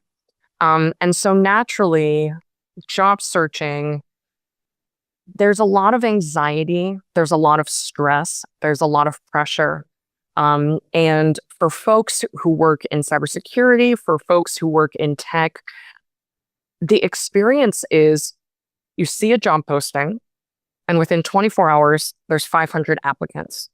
Within 3 days, there's 1,500 applicants, and they've shut down the job posting because it's just full. Recruiters literally cannot go through that many resumes. And it's tough, and I think that for me, going through an experience like that, it taught me so much about myself. It gave me some really important time to reflect and think about what's truly important to me. Getting a break is also a gift. And yeah, so I'm thrilled to be here sharing my story. I think that fortunately and unfortunately, job searching is something that many of us can relate to. And so I'd also really like to share some different practices that I used during my job search to try and take care of myself. This is an interesting time for this topic.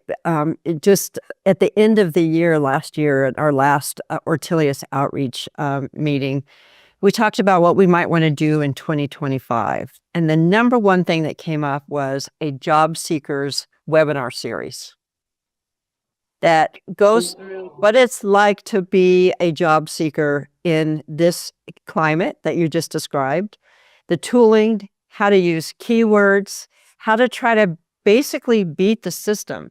And I feel like, as you described, there are so many people applying for these jobs that they use AI to filter it out. And basically they're just doing, matching on keywords.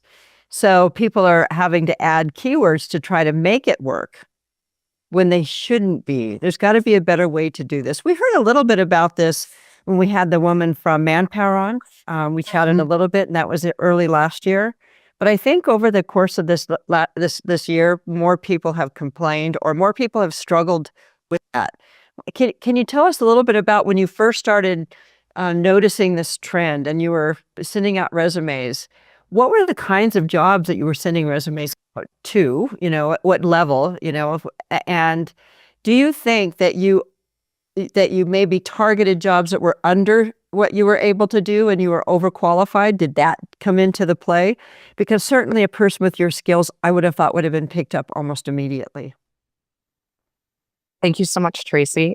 I am so fortunate to have had such an incredibly rich career. And my most recent role prior to the new job that I just started, I was a C-level executive with 20 years of cybersecurity experience.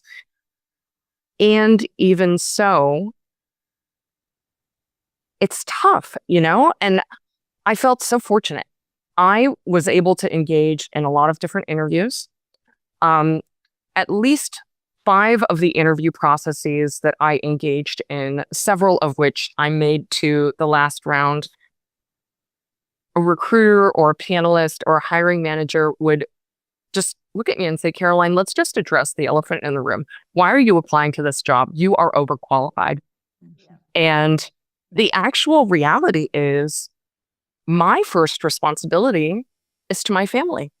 And I don't have a ton of ego about the work that I do. One of the things that I admire in people that I've worked with that I really respect is that when stuff's got to get done, stuff's got to get done. And who cares who's got what sorts of title, as long as you're delighting customers, creating value, making a positive impact, whatever needs to get done, I'm happy to do. The way that I phrased it in a lot of these conversations, though, was I said, and this is true as well, I said, it's been a little while since I've been hands on keyboard and really close to solving the problem.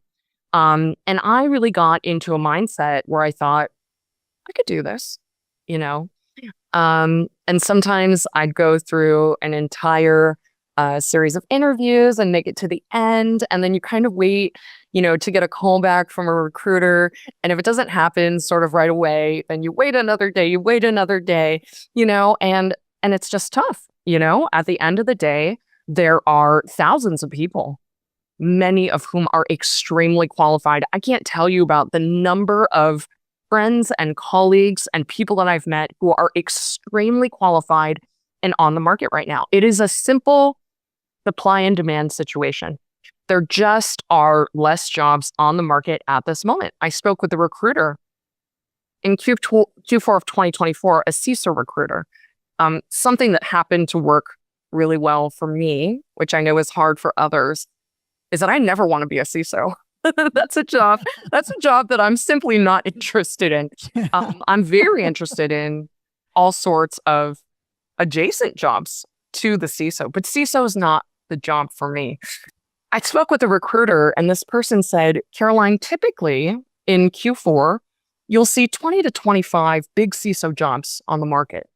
And this person said to me, and this was for Q4 2024, right now there's 10 to 15, significantly less than usual. And I had been in my previous role for 8 years, which in tech is like multiple lifetimes. I mean, we're talking like Mesozoic era time of being at the same company. And it was actually so much fun because one of the things that I love to do is I love to learn. And so for each and every single company that I was interested in, I did so much research and I watched so many videos and I learned so much about what these organizations are doing.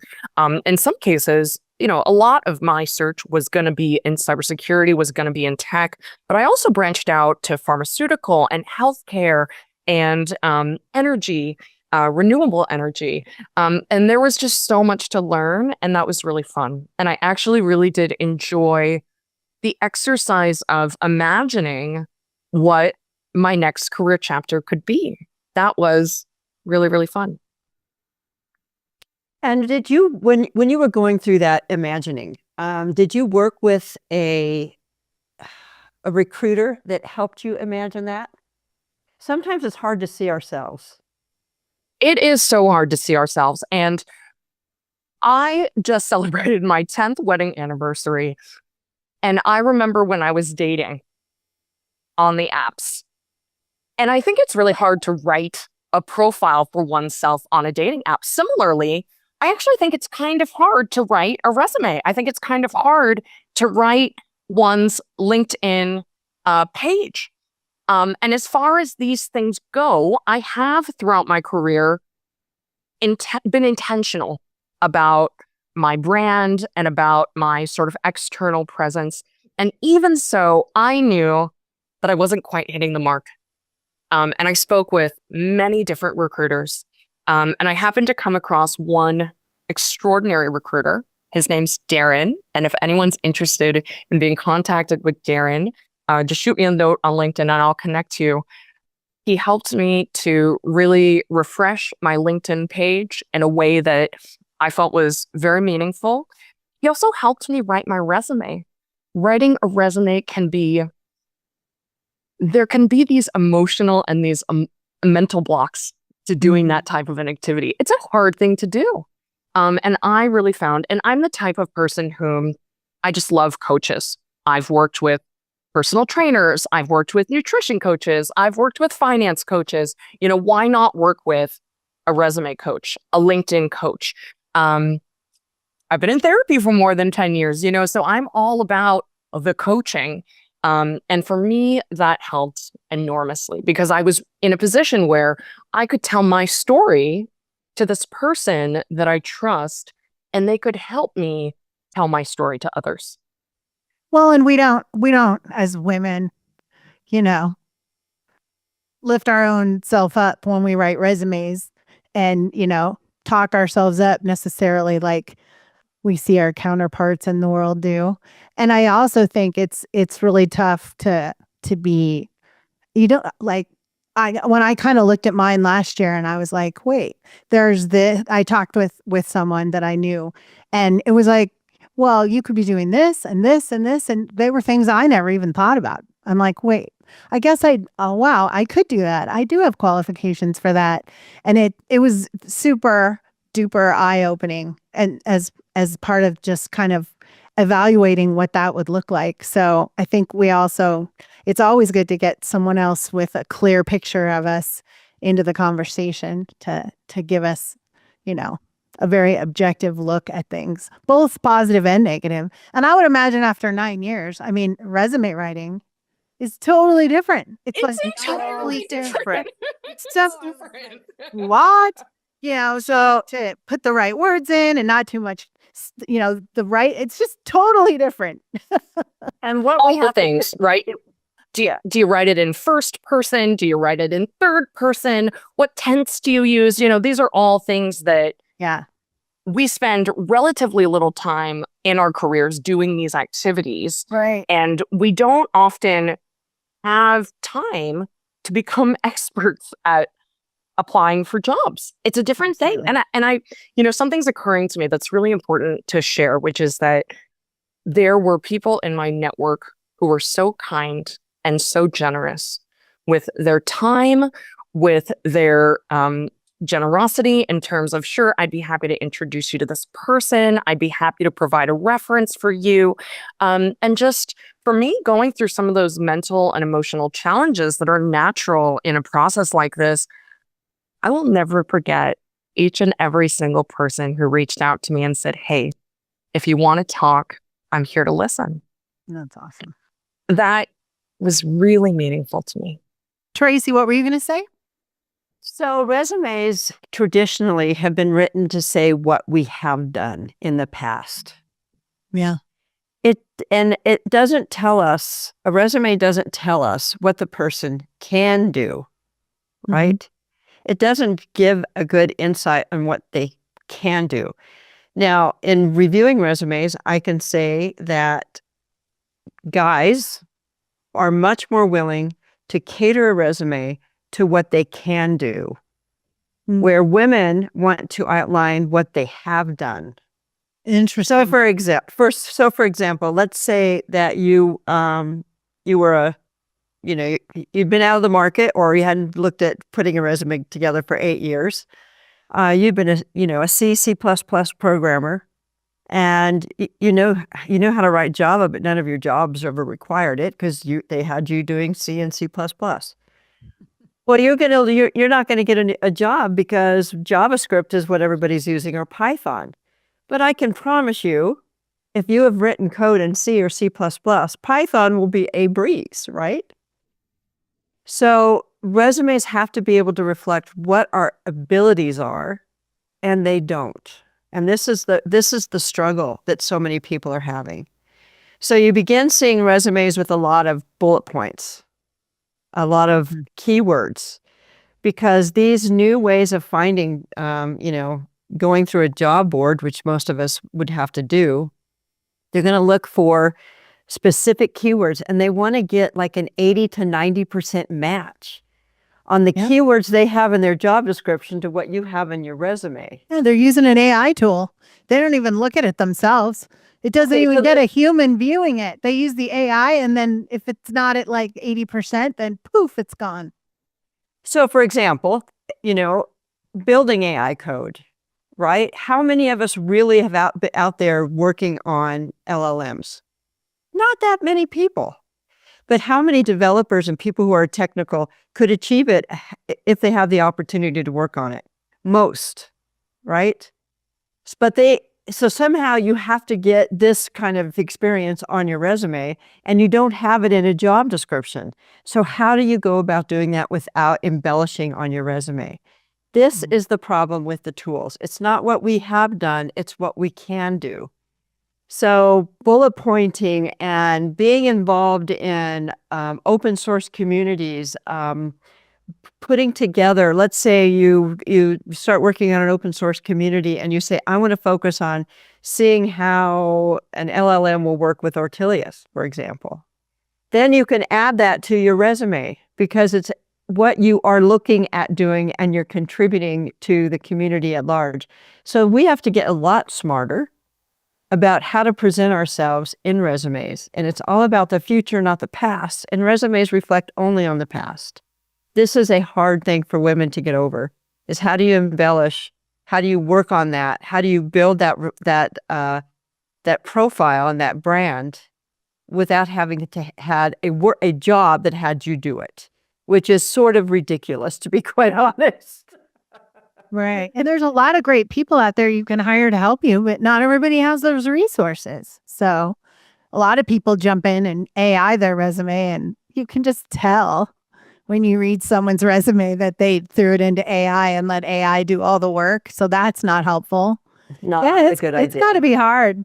And I think, you can't forget how important networking is. And obviously Caroline spoke to that.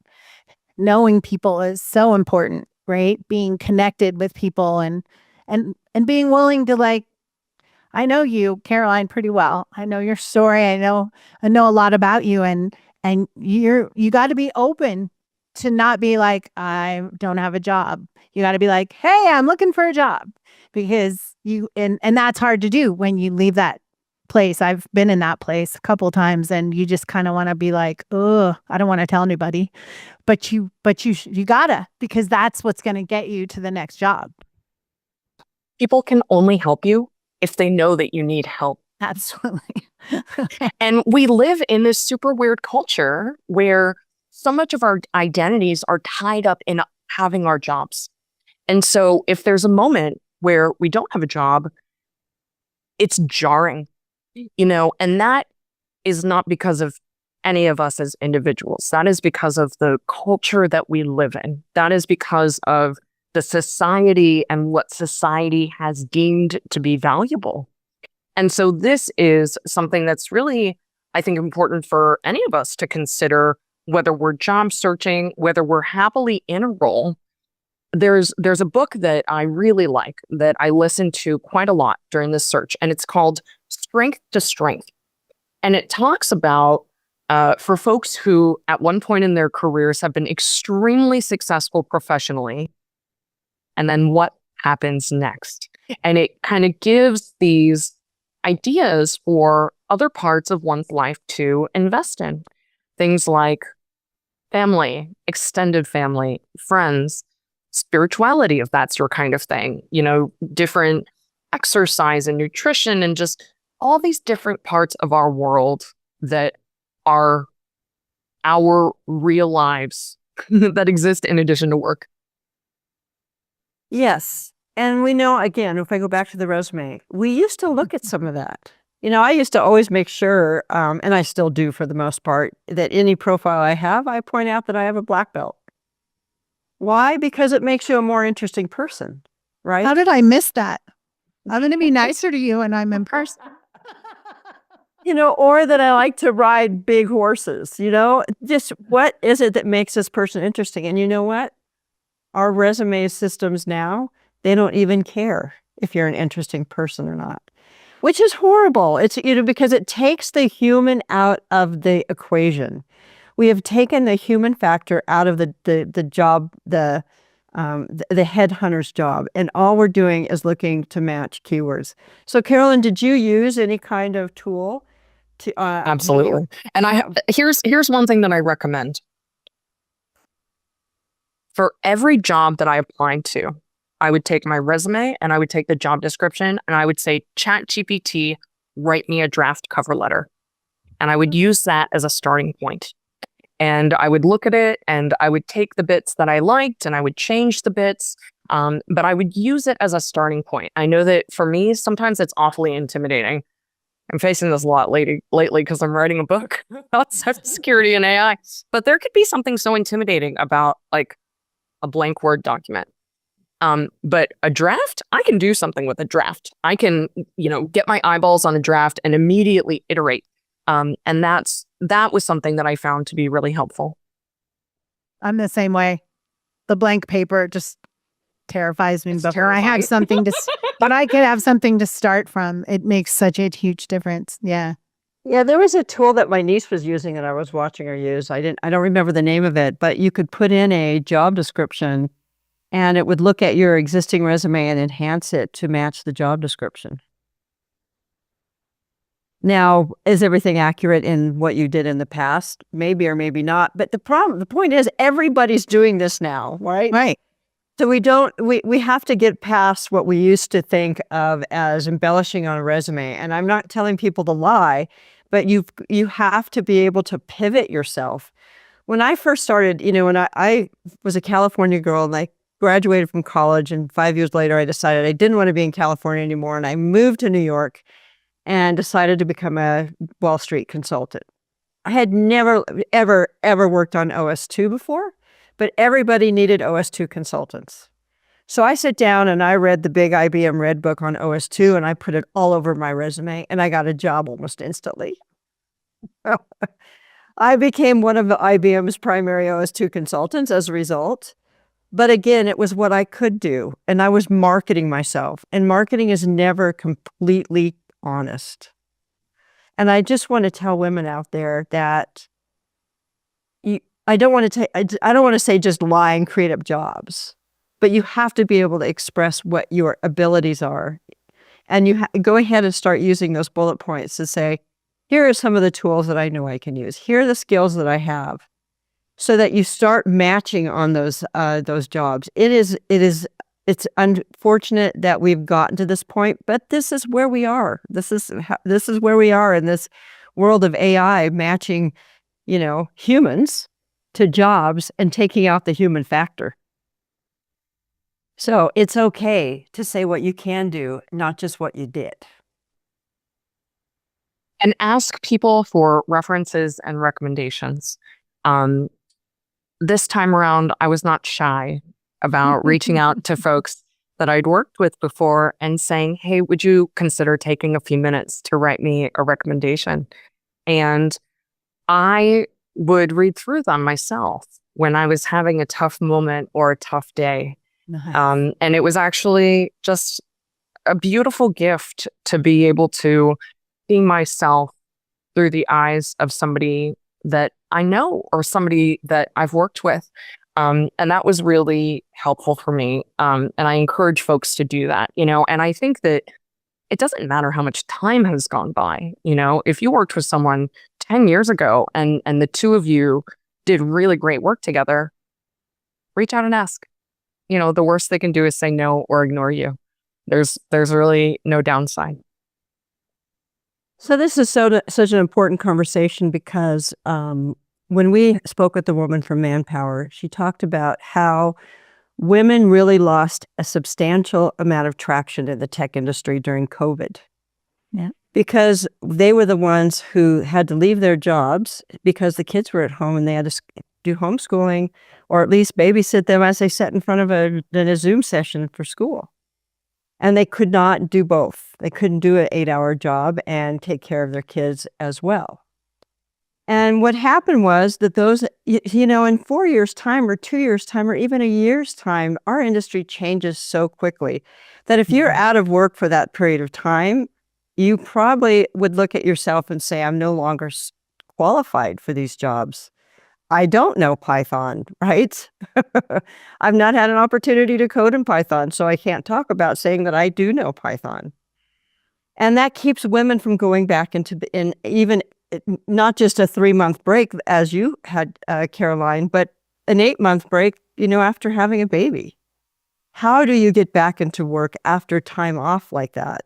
And how do you start pivoting yourself and rebranding yourself as a person who is relevant for today's market, not the market that you left 8 months ago or even 3 months ago? We had another person who Jody and I love very much. She was in the DevRel space and lost her job. And I don't think she found another job for, I think it was close to 6 or 7 months. We were all just sweating it out for her because she's also the primary breadwinner in her family. And it was shocking to me that this was happening. And when I started looking into, watching a college graduate go through the process and how the tools now are matching people to jobs, it is not good. It does not find the best and most qualified person. It only finds the best match of words. And how is that helpful for anybody? How do you know that person's going to be decent? How do you know anything about that person if you really want to interview them? You don't. So it's sad to me. It really is that we can't find a better way to do it. If AI is supposed to be so great, how come in this particular area it's making our lives harder, not easier? There were a few interview processes that I engaged in that I thought the company did a really cool thing. The company said, we're doing a case study. Caroline, here's basically an assignment for you. We expect you to put together, X number of slides, to write, Y number of words and to present it. And I thought that was really cool, because in the job interview process, in those cases, I and any of the other candidates would have really been given an opportunity to kind of show our stuff. So I thought that was pretty cool. And I also want to say, when you're job searching, of course you want a job, but it's also extremely important to pay attention to what it feels like when you're talking to these people. Because say you get the job, then you're stuck working with them, and hopefully you like them, and hopefully you respect them, and hopefully you can learn from them. So make sure that you are evaluating the company as much as they are evaluating you, and don't hesitate to ask any questions that you have. Which is so much harder to do remotely, right? You get pulled into an office, you maybe sit around a table with people, that physical in-personness is very different in an interview situation, I'm curious, Caroline, how many of your interviews were in person? 0. Yeah. 0 interviews, you know, and it's really funny because some of the companies, their HR interview processes, they're virtual, but they've got these like names that were clearly from a couple of years ago. So, you know, such and such organization would say, and for the next stage, you're going to do a virtual on-site, or for the next stage, you're going to do an on-site. And I was like, okay, well, you know, do you need me to fly somewhere? Are we going to do them all in one day? And they said, no, you know, it's virtual and we can just space them out, you know, depending on people's availability. And it was just a fascinating thing, you know? But, you know, one of the things that I think has become very important is being able to effectively communicate like this, you know, to really be able to demonstrate one's skill via a Zoom video. And that's not easy for everyone. That's not natural for everyone, you know, but if any of us have any troubles with it, you know, it's worth practicing. It's worth asking for advice. It's worth, you know, getting a little bit of support because that is a really big part of it. Yeah, you don't think about that. Like the three of us, we do this all the time. So it's not a big deal to jump in. But people who are coding all day and, you know, they're doing their thing and their heads down and they're not interacting on Zoom calls unless it's like a company meeting. Having an interview situation would be very different. Absolutely. I was just going to say that, Jody. Not everybody's on, you know, a Techstrong gang or doing presentations like Caroline and yourself were doing, right? And it's a different world, the Zoom world, and to be able to come across and be comfortable and be yourself is really, really challenging for some people. Again, the human factor is being taken out. I'm surprised you didn't get, even after your offer, they didn't have you come in and meet you in person. That's amazing to me.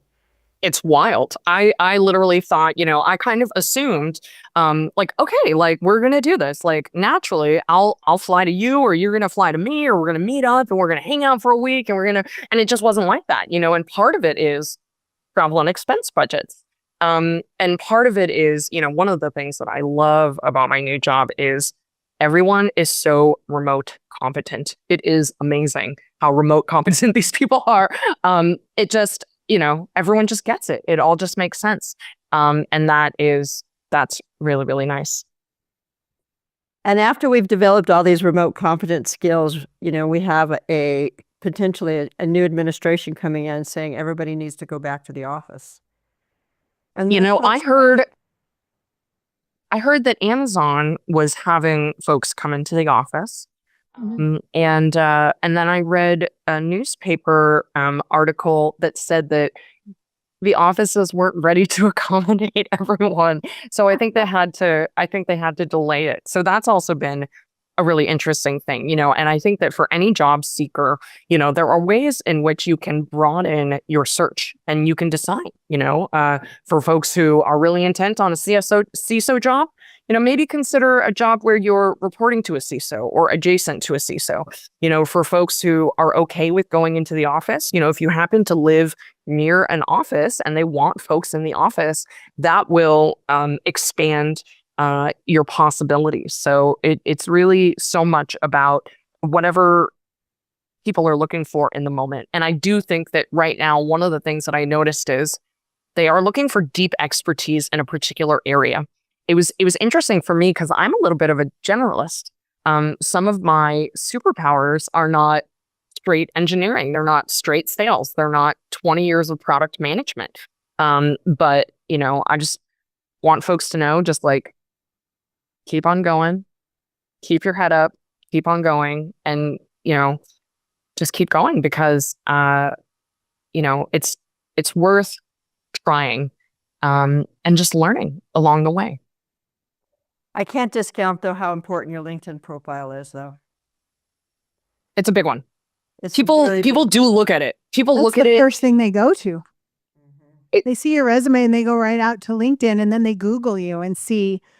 That's why we have to teach our younger generation about what they put on the internet, because employers are going to find it, people. And it may not do you any service for them to see it. So, yeah, I mean, it's super important, I think. LinkedIn has important. become the online resume for so many people. Absolutely. And the problem is as you're trying to apply for these different jobs, you're going to tweak your resume for each of those jobs. So how do you have a LinkedIn profile that matches exactly what each of those different jobs you've applied for represents?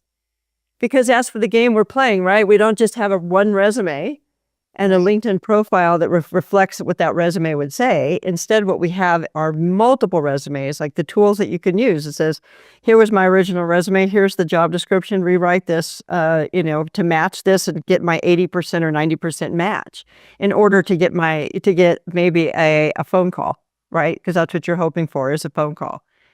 So that becomes a challenge too. So in your endorsements in LinkedIn, your endorsements are important. Your skills are important. If you're looking for work and you're seeing something that continues to come up as potential a skill that you need, be sure that you reflect that in LinkedIn. So you may have a lot of stuff in LinkedIn that you're like, wow, I guess I could say I can do all that. But yes, you can. Women, you can do this. This is something you can do. So, Carolyn, I have another question before we have to wrap up. But you go through this process, and obviously, you and I talked about it while you were going through it. And, what do you do for yourself? What kind of self-care do you do when you're the breadwinner? You have children, you have extended family there, and there's the stress of that on top. What would you recommend as far as just finding a happy place when you're in a really stressful world, especially the holidays on top of it? Totally. It's a crappy time of year on top of it. We have to learn how to take care of ourselves. And the time I think that it's most important for us to learn how to take care of ourselves is when we're going through tough times.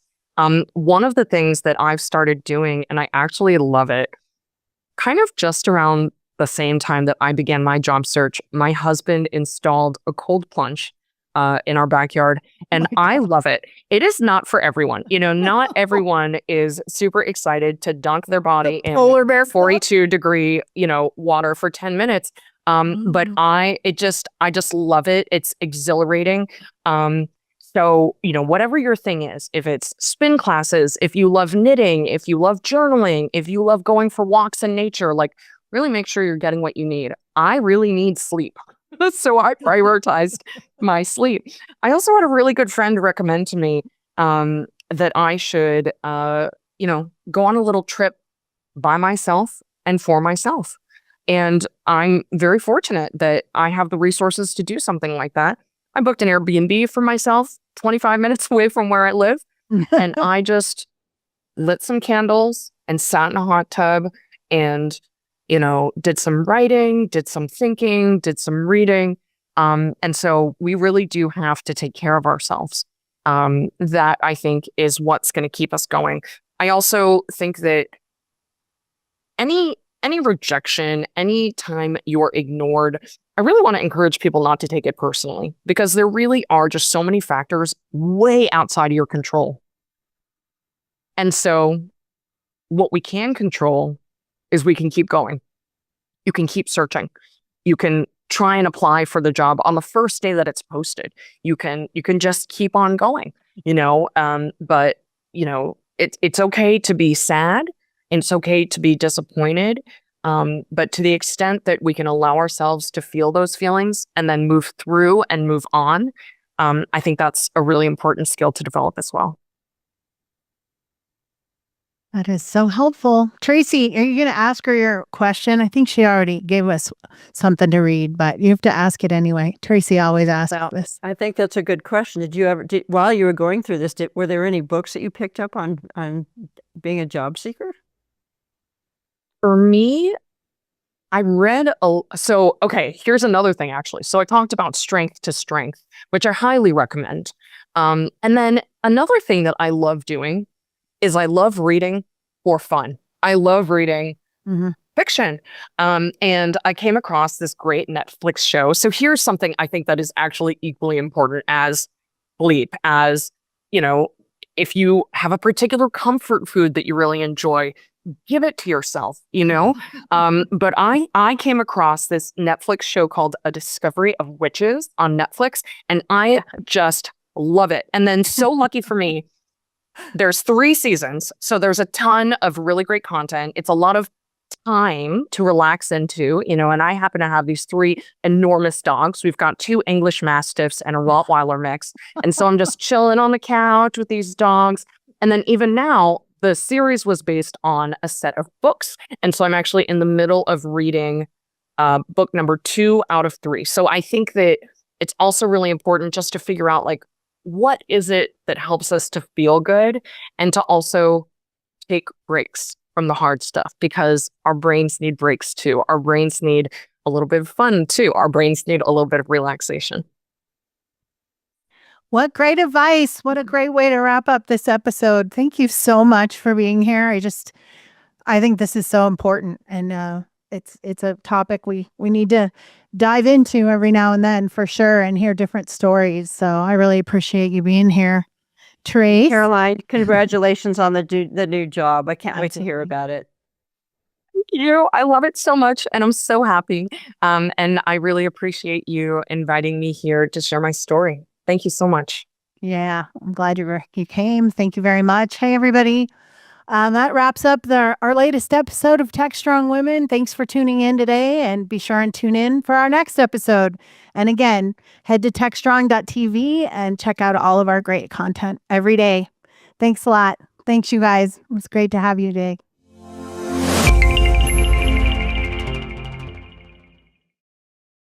SecurityBoulevard.com is the leading resource for news, analysis, and education on challenges facing the cybersecurity industry. SecurityBoulevard.com covers all aspects of cybersecurity, including data security, DevSecOps, cloud security, application security, network security, security threats, and more. SecurityBoulevard.com has the largest selection of security content, featuring breaking news, blog posts, podcasts, and more. Visit www.securityboulevard.com to learn more. SecurityBoulevard.com, home of Security Bloggers Network.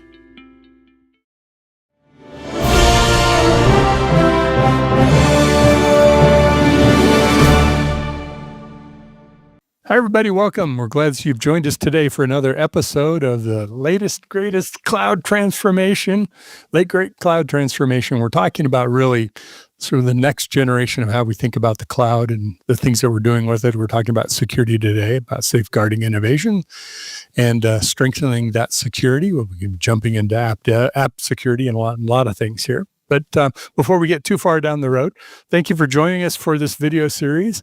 The last great cloud transformation is sponsored by Cloudflare. We're glad to have them on board with us, working on this, helping input with some topics and things like that, and obviously participating on our live editions, which we do on a monthly basis, as well as these recorded episodes. So thank you for being here with us. My name is Mitch Ashley.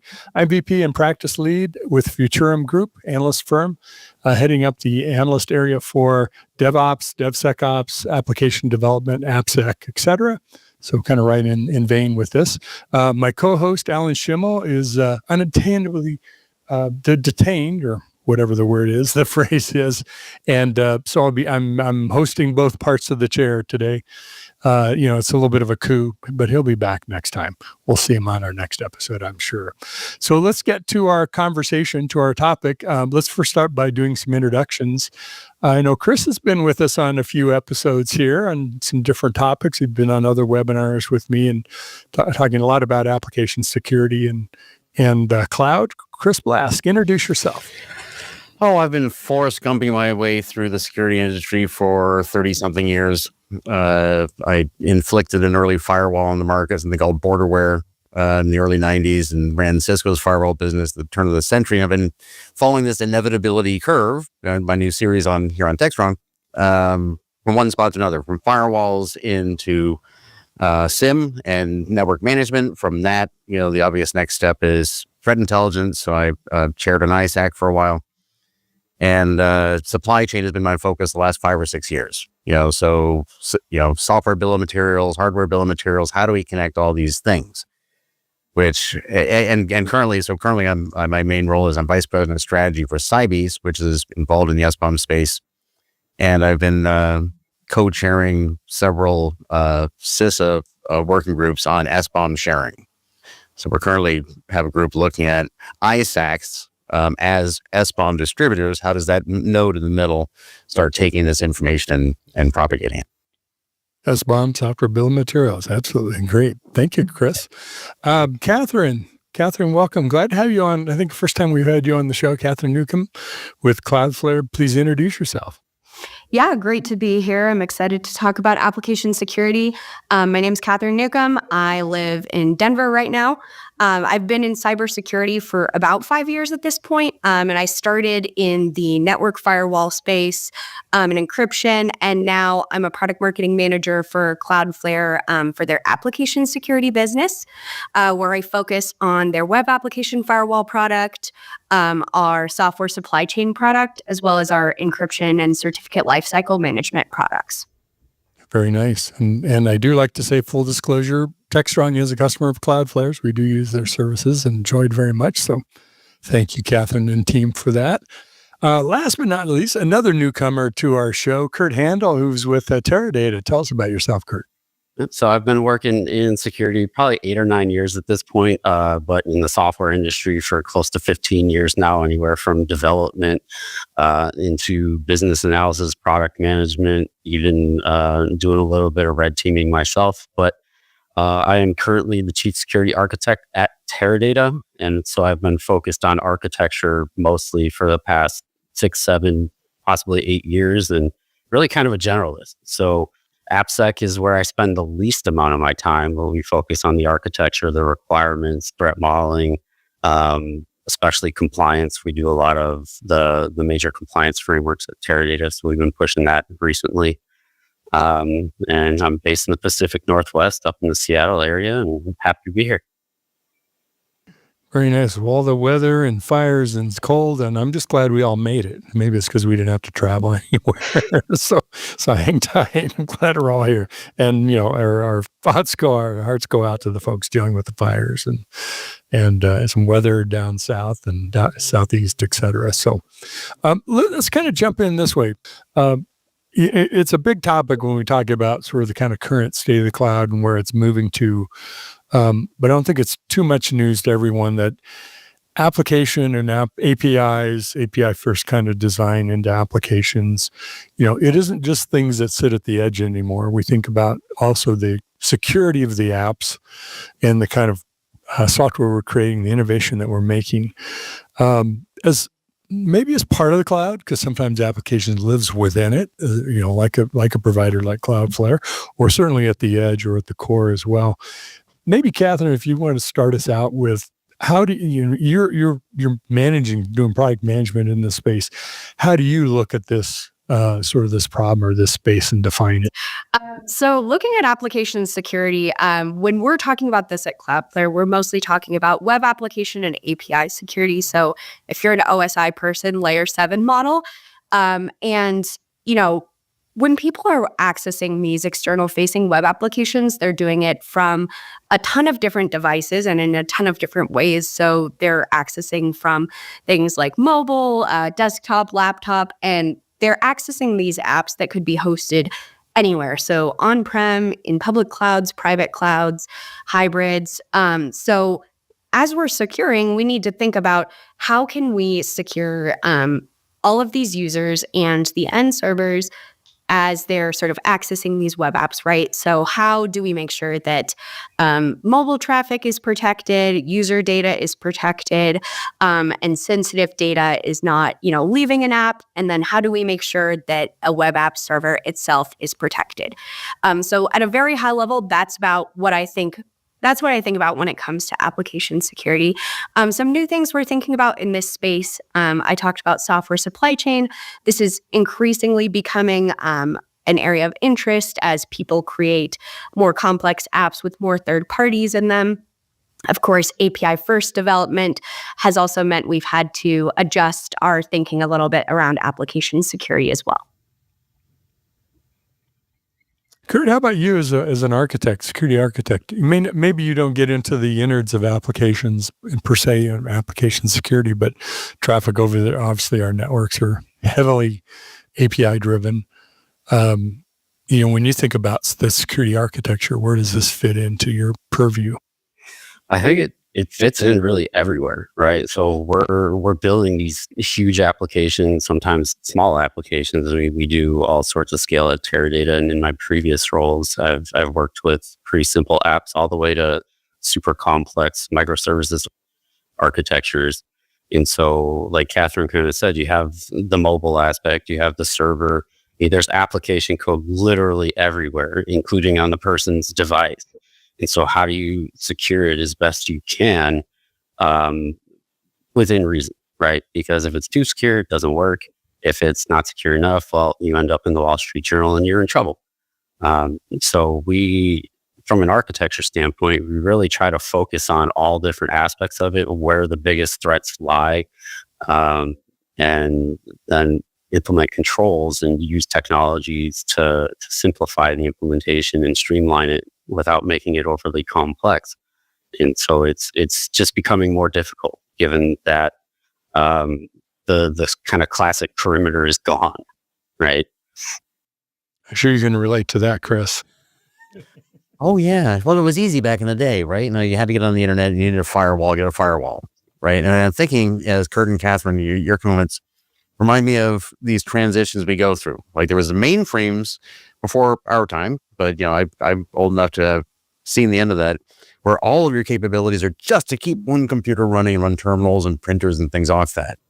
And then we get into sort of where I came in, where we're starting to build networks, fractally more complicated. Just how do we do that when all of our resources were just keeping one computer running?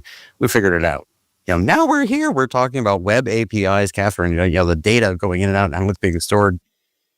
30 years ago, you couldn't have that conversation. Now we're saying, all right, what do we do in this case? And it's very complicated. And I think and Catherine mentioned the supply chain. I think we're filling in the dots. Security is not new, right? People have been saying you should know your inventory for a long, long time, and we gotten away with not knowing it. Now we're starting to fill it in. Need to actually know where the software is, where the data is, and we're working through that.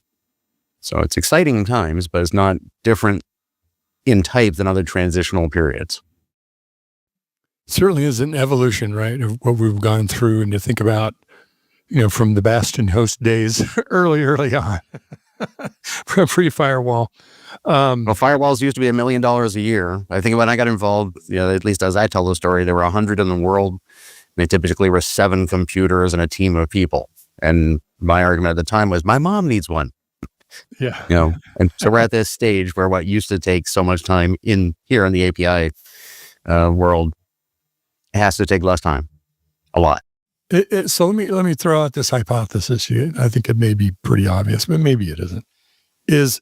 I think we live in a world, now we're thinking about things as zero trust, right?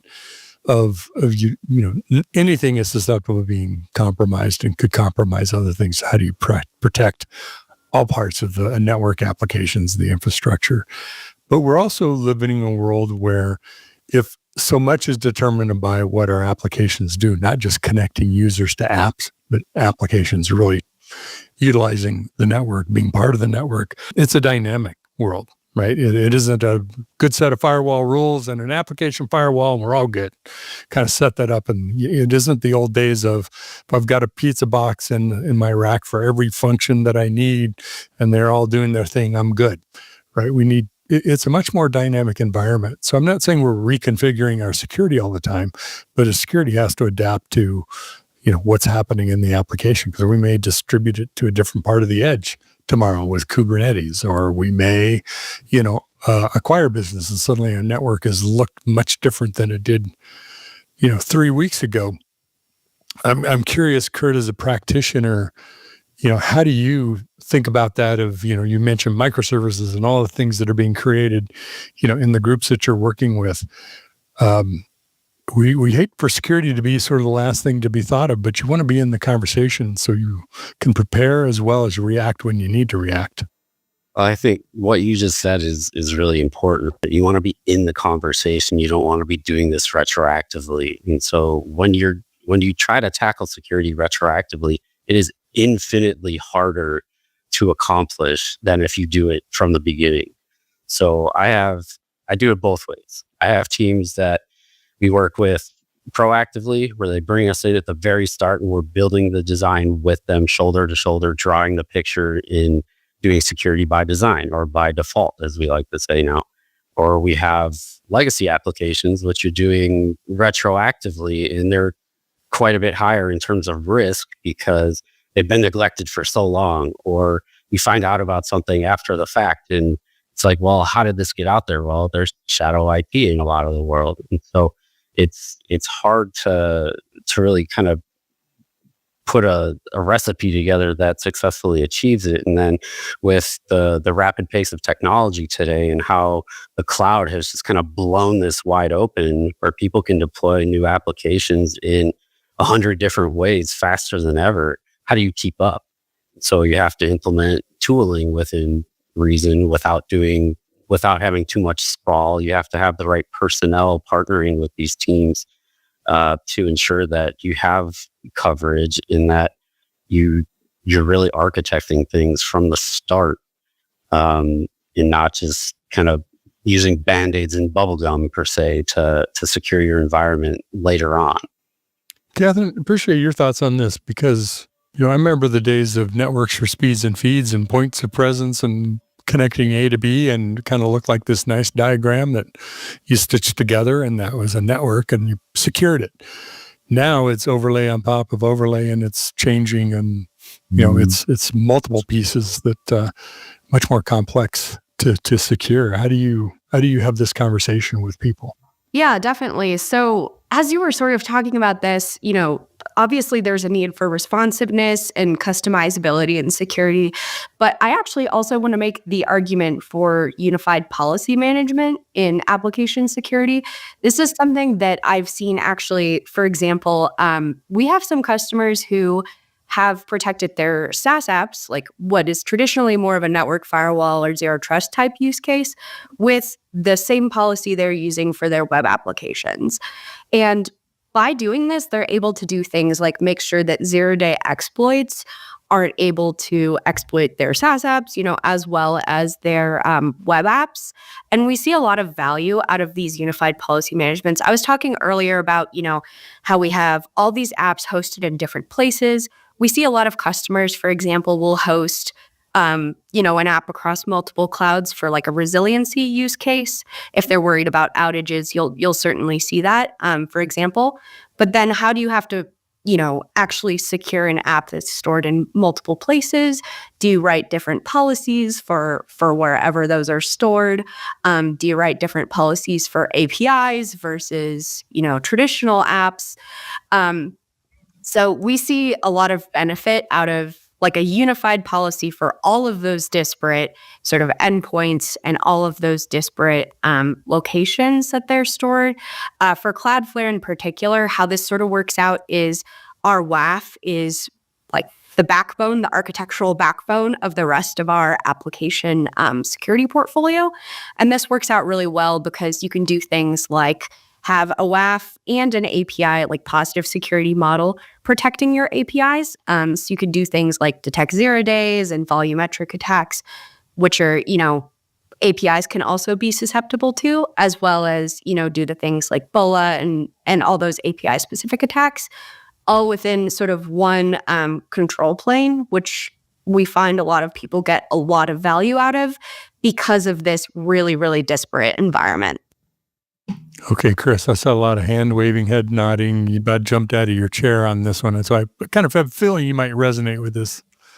No. I got to throw out there, I was going to, before Catherine got into the policy thing, that's where I'm going to spend all my time. But yeah, the concept of an SBOM, the software bill of material, for the current release version of Adobe Acrobat, as opposed to an SBOM for, as we're talking about here, some ephemeral web app that one time for 5 seconds exists in the cloud.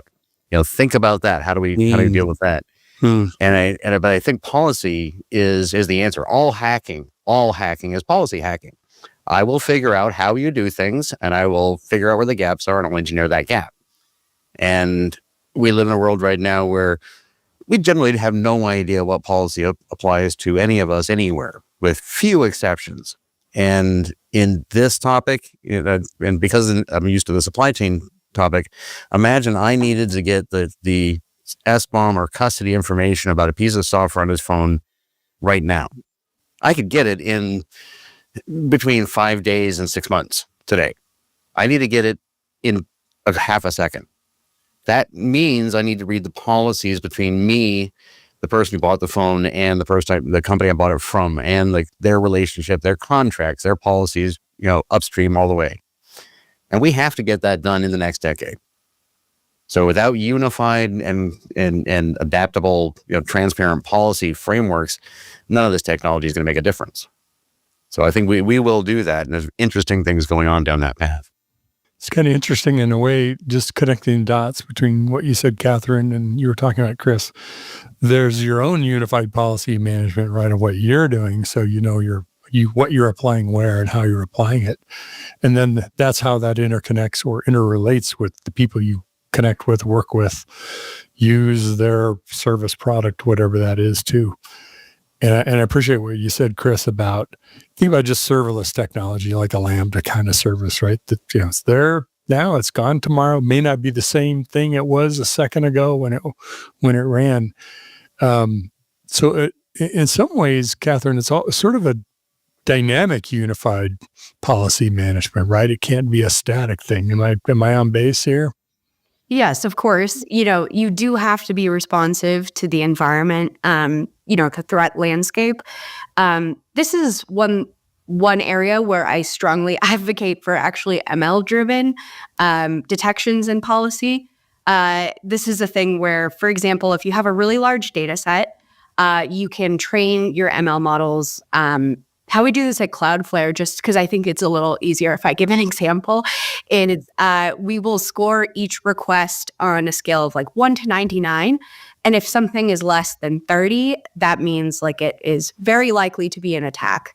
And because we have hundreds of terabytes of requests, hundreds of millions of requests every single day, we have so much data we could train this on. And say a little blog in Malaysia gets attacked by a new attack we've never seen before, suddenly because that tiny blog in Malaysia got attacked, that gets fed into our ML model. We don't have to rely on a security engineer to go and find and analyze that attack and turn it into a regular expression like firewall rule. The ML will basically just say, okay, since it matches something like this, we will just automatically block it. And this is why I'd say ML sort of combined with that traditional, security analyst looks at the traffic and writes a rule that matches it and then blocks traffic.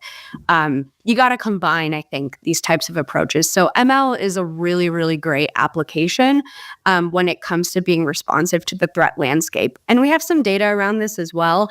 We recently, not that recently, like half a year ago, released our annual application security trends report. And we found out that, for example, 0-day vulnerabilities, we probably wouldn't have been able to find this out with just security engineers analyzing it. But with our ML, we were able to detect an exploit 22 minutes after the proof of concept was posted online. So really, really great applications there. A lot of interesting stuff going on for sure. Well, that doesn't make the case for dynamic security. What does, right? I'm curious, Kurt, how do you, is someone, applying these things, applying security, are you looking at things like ML? Are you doing it yourself? That's something you look for in the vendors, the partners that you work with. How do you leveraging either that or other kind of technologies to help shorten that cycle between when things change and how you can account for it and secure it? Right. I think the ML piece of it is hugely important because humans, we're slow. The technologies we use, the computers and servers process all of this far faster than the human brain and eye ever could.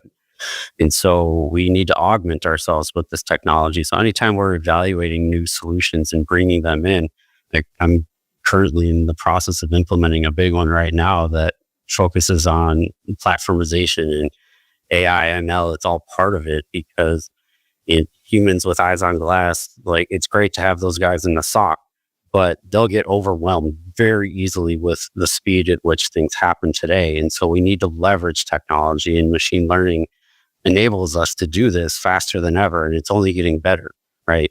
And so augment the human with that technology, and you can very quickly pare down all of that information to what matters most and focus on real attacks like Catherine was just talking about. I wonder, there's so much activity around AI, of course, a lot of it because of generative AI. Chris, do security engineers have to become machine learning experts to be able to do this stuff? What does it take to really leverage it? No, but knowing something isn't going to cause you any problems. But I just going to agree more with both with Kurt and Catherine, because and your point, Kurt, it's all about time to transparency. How long? And again, I've seen this over and over in my career, where we get to these points where what we're mostly doing is sharing the war stories. I have no idea. It was 72 hours. None of us slept. There was caffeine. And my question always is, okay, if there was twice as much, what would you do? Because obviously that we're at the limit. We can't possibly work any harder, stay awake any longer. And this, AI, ML, oracles, whatever we call it, this, has been a big part of my focus on supply chain before it would, AI became, generative, what the hell do we call it? I'm sorry, I forgot. Generative AI, yep. Generative AI, yes. Too many terms to throw around. Yeah, because again, we need to, just for supply chain things, I need to read the contracts. I mean, I can literally call someone up, it's not a security engineer, but it's some administrative person of the company. And I had to get them on the phone and get them to pull a PDF and read the contract and find out if the clause allows me to get the information I need. That's not worth a human's time. I mean, that's the kind of stuff that computers can do really well. And they're just beginning, but that's obviously the direction we're going. And if you can't see your policy environment 5 years from now, by various definitions, your competitors will be so much faster than you are that it won't matter anymore. Kurt, I'm curious, without giving us too many specifics about Teradata, I'm not asking you for that, but what's your sense of what are the new priorities that are on your horizon, or things you're dealing with now and that you've kind of added in the last year or so? What's changed about how you're thinking about security and that you've got to address now? I think there's always classic problems that we have to deal with and tackle. Like, we can't forget things like identity and network security and the rest of it. But the prevalence in the emergence of generative AI and putting AI and machine learning in everyone's hands has meant that security teams have to be hyper aware more so than ever, because these new technologies, people are latching onto them without considering the risks.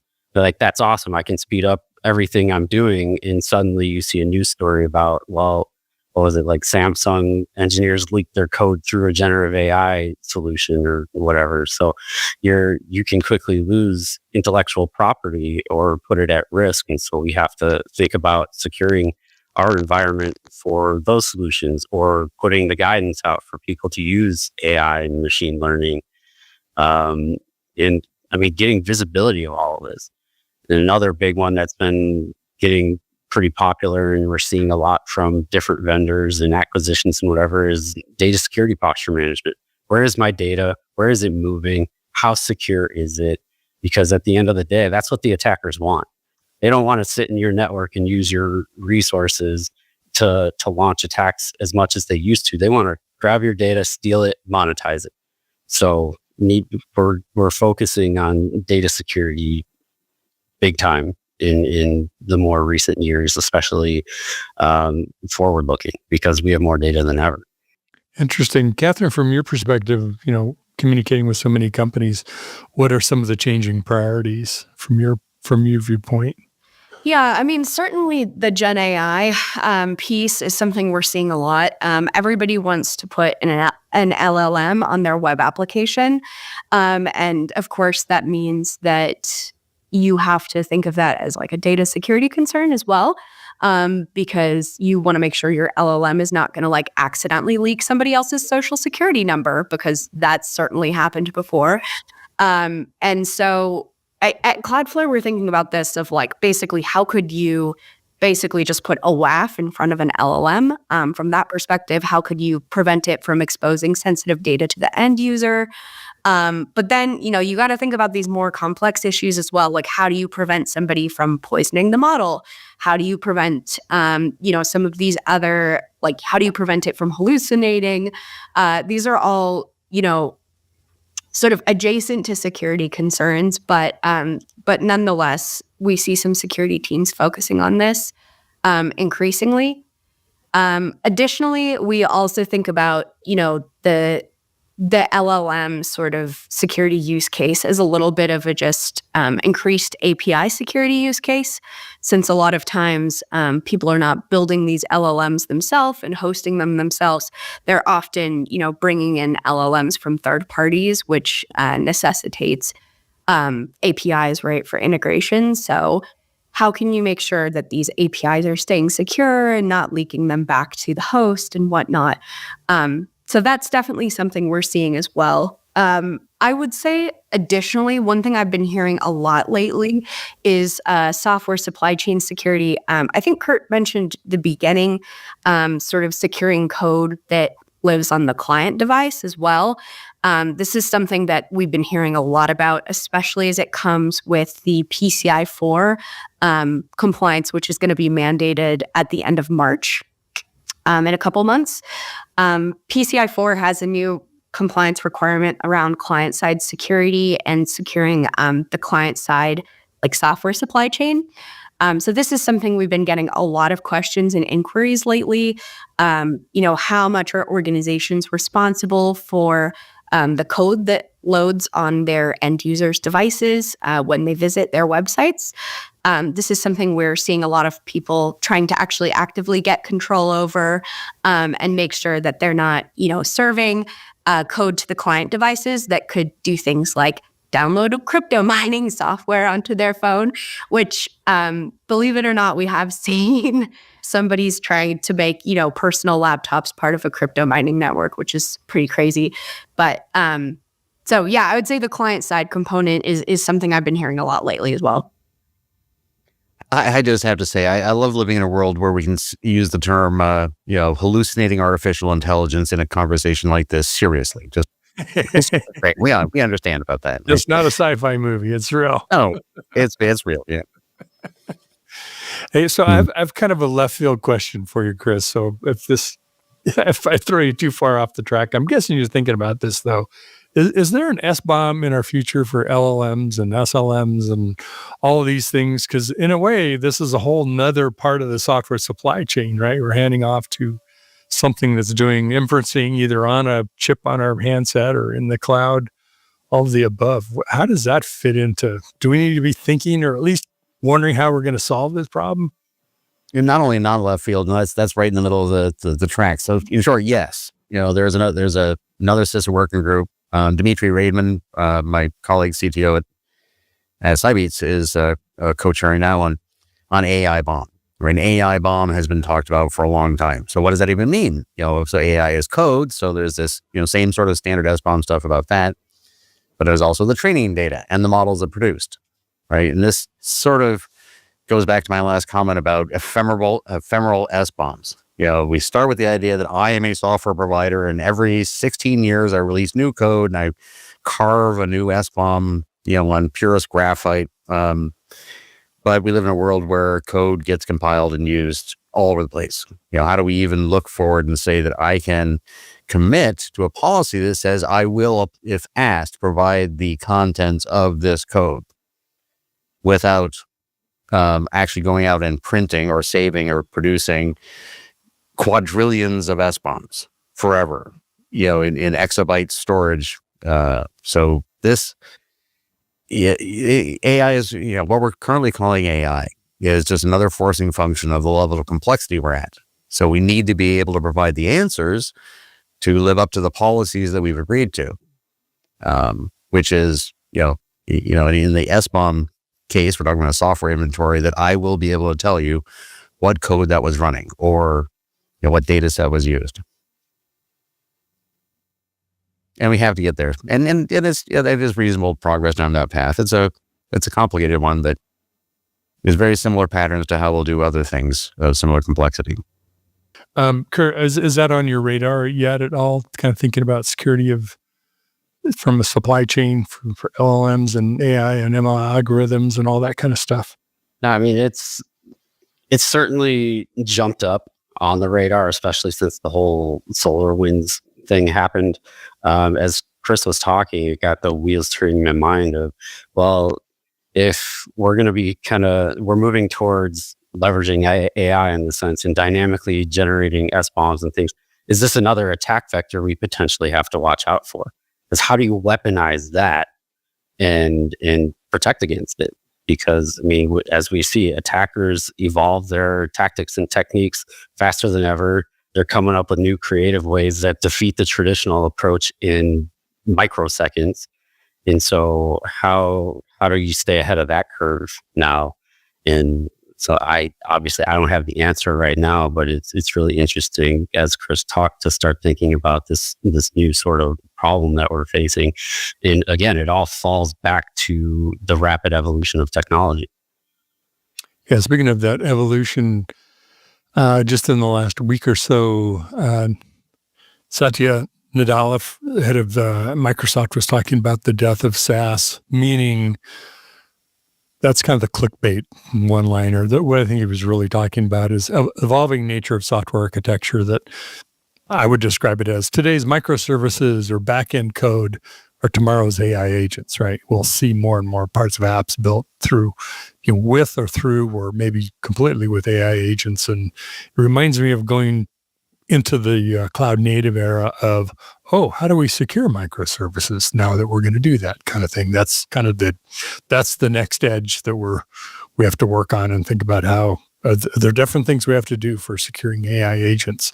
How are they orchestrated? Is it Kubernetes or some other thing that's managing all those things? And given that we're putting AI agent building capabilities in everybody's hands, in many cases, it could make for interesting, I use that in a nice way, interesting environment to try to secure and manage. So in some ways, the future is bright, but it may be pretty intense at the same time.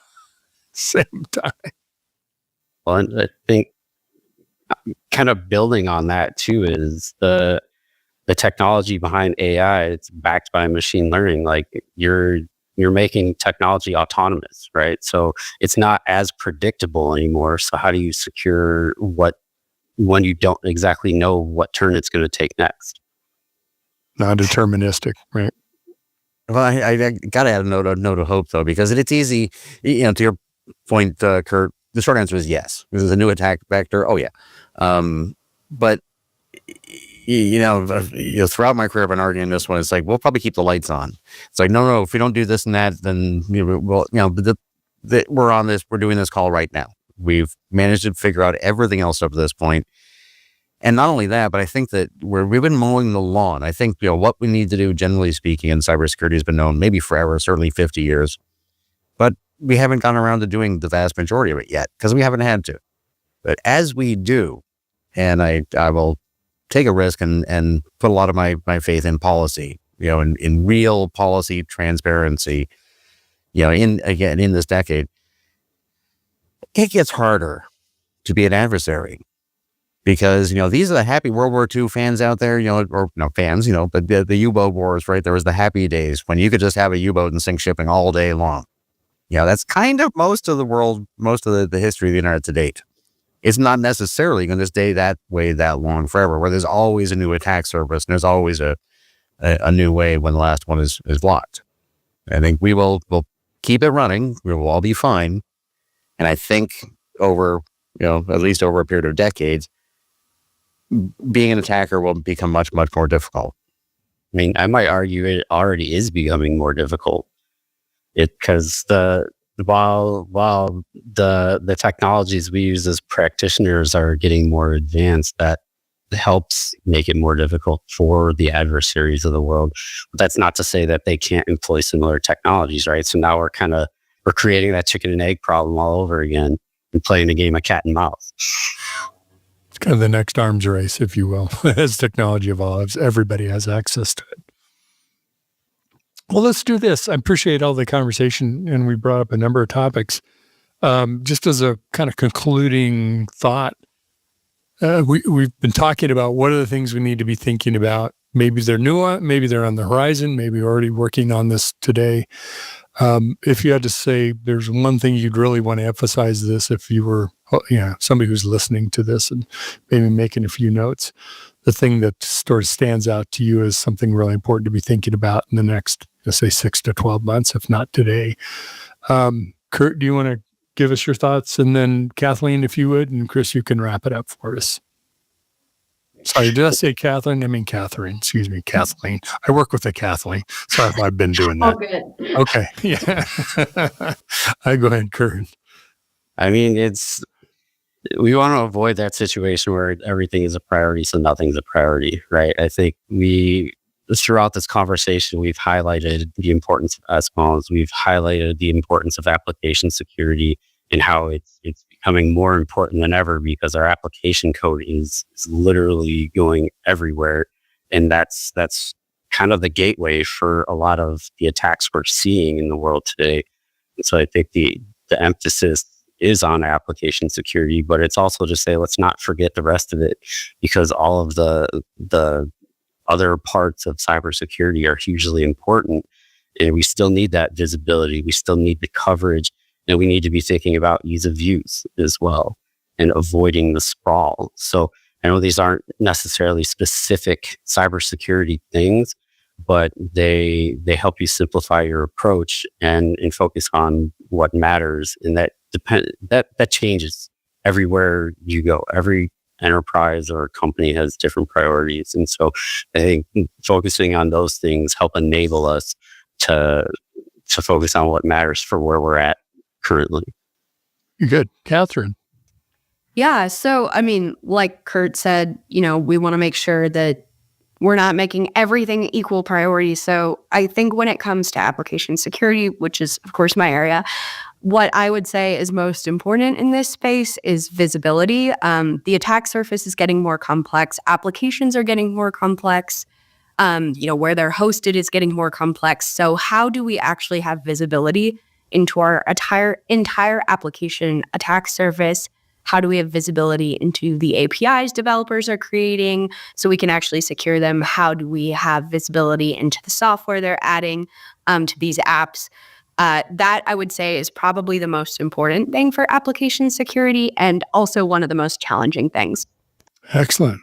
Chris. Kurt and Catherine both went exactly where I was going, so I'll just build on that. Do things that save you time to transparency.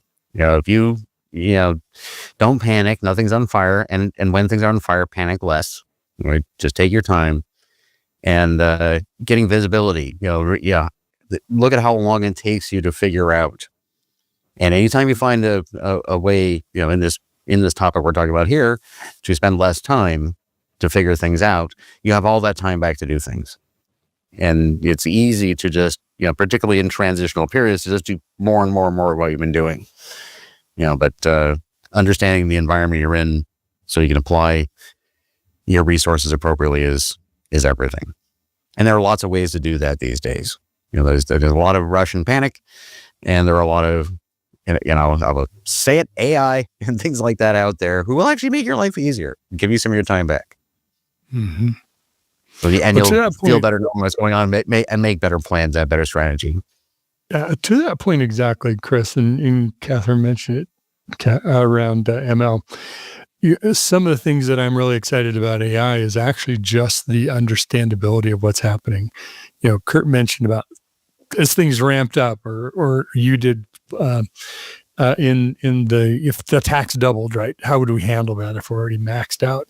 So some of it is just handling the volume of things that are happening. But I think one of the things that I think is most exciting about generative AI is it's also so complex. No one person can understand the full system, right? Or maybe even understand truly what's going on in a case of an attack or where you have vulnerabilities.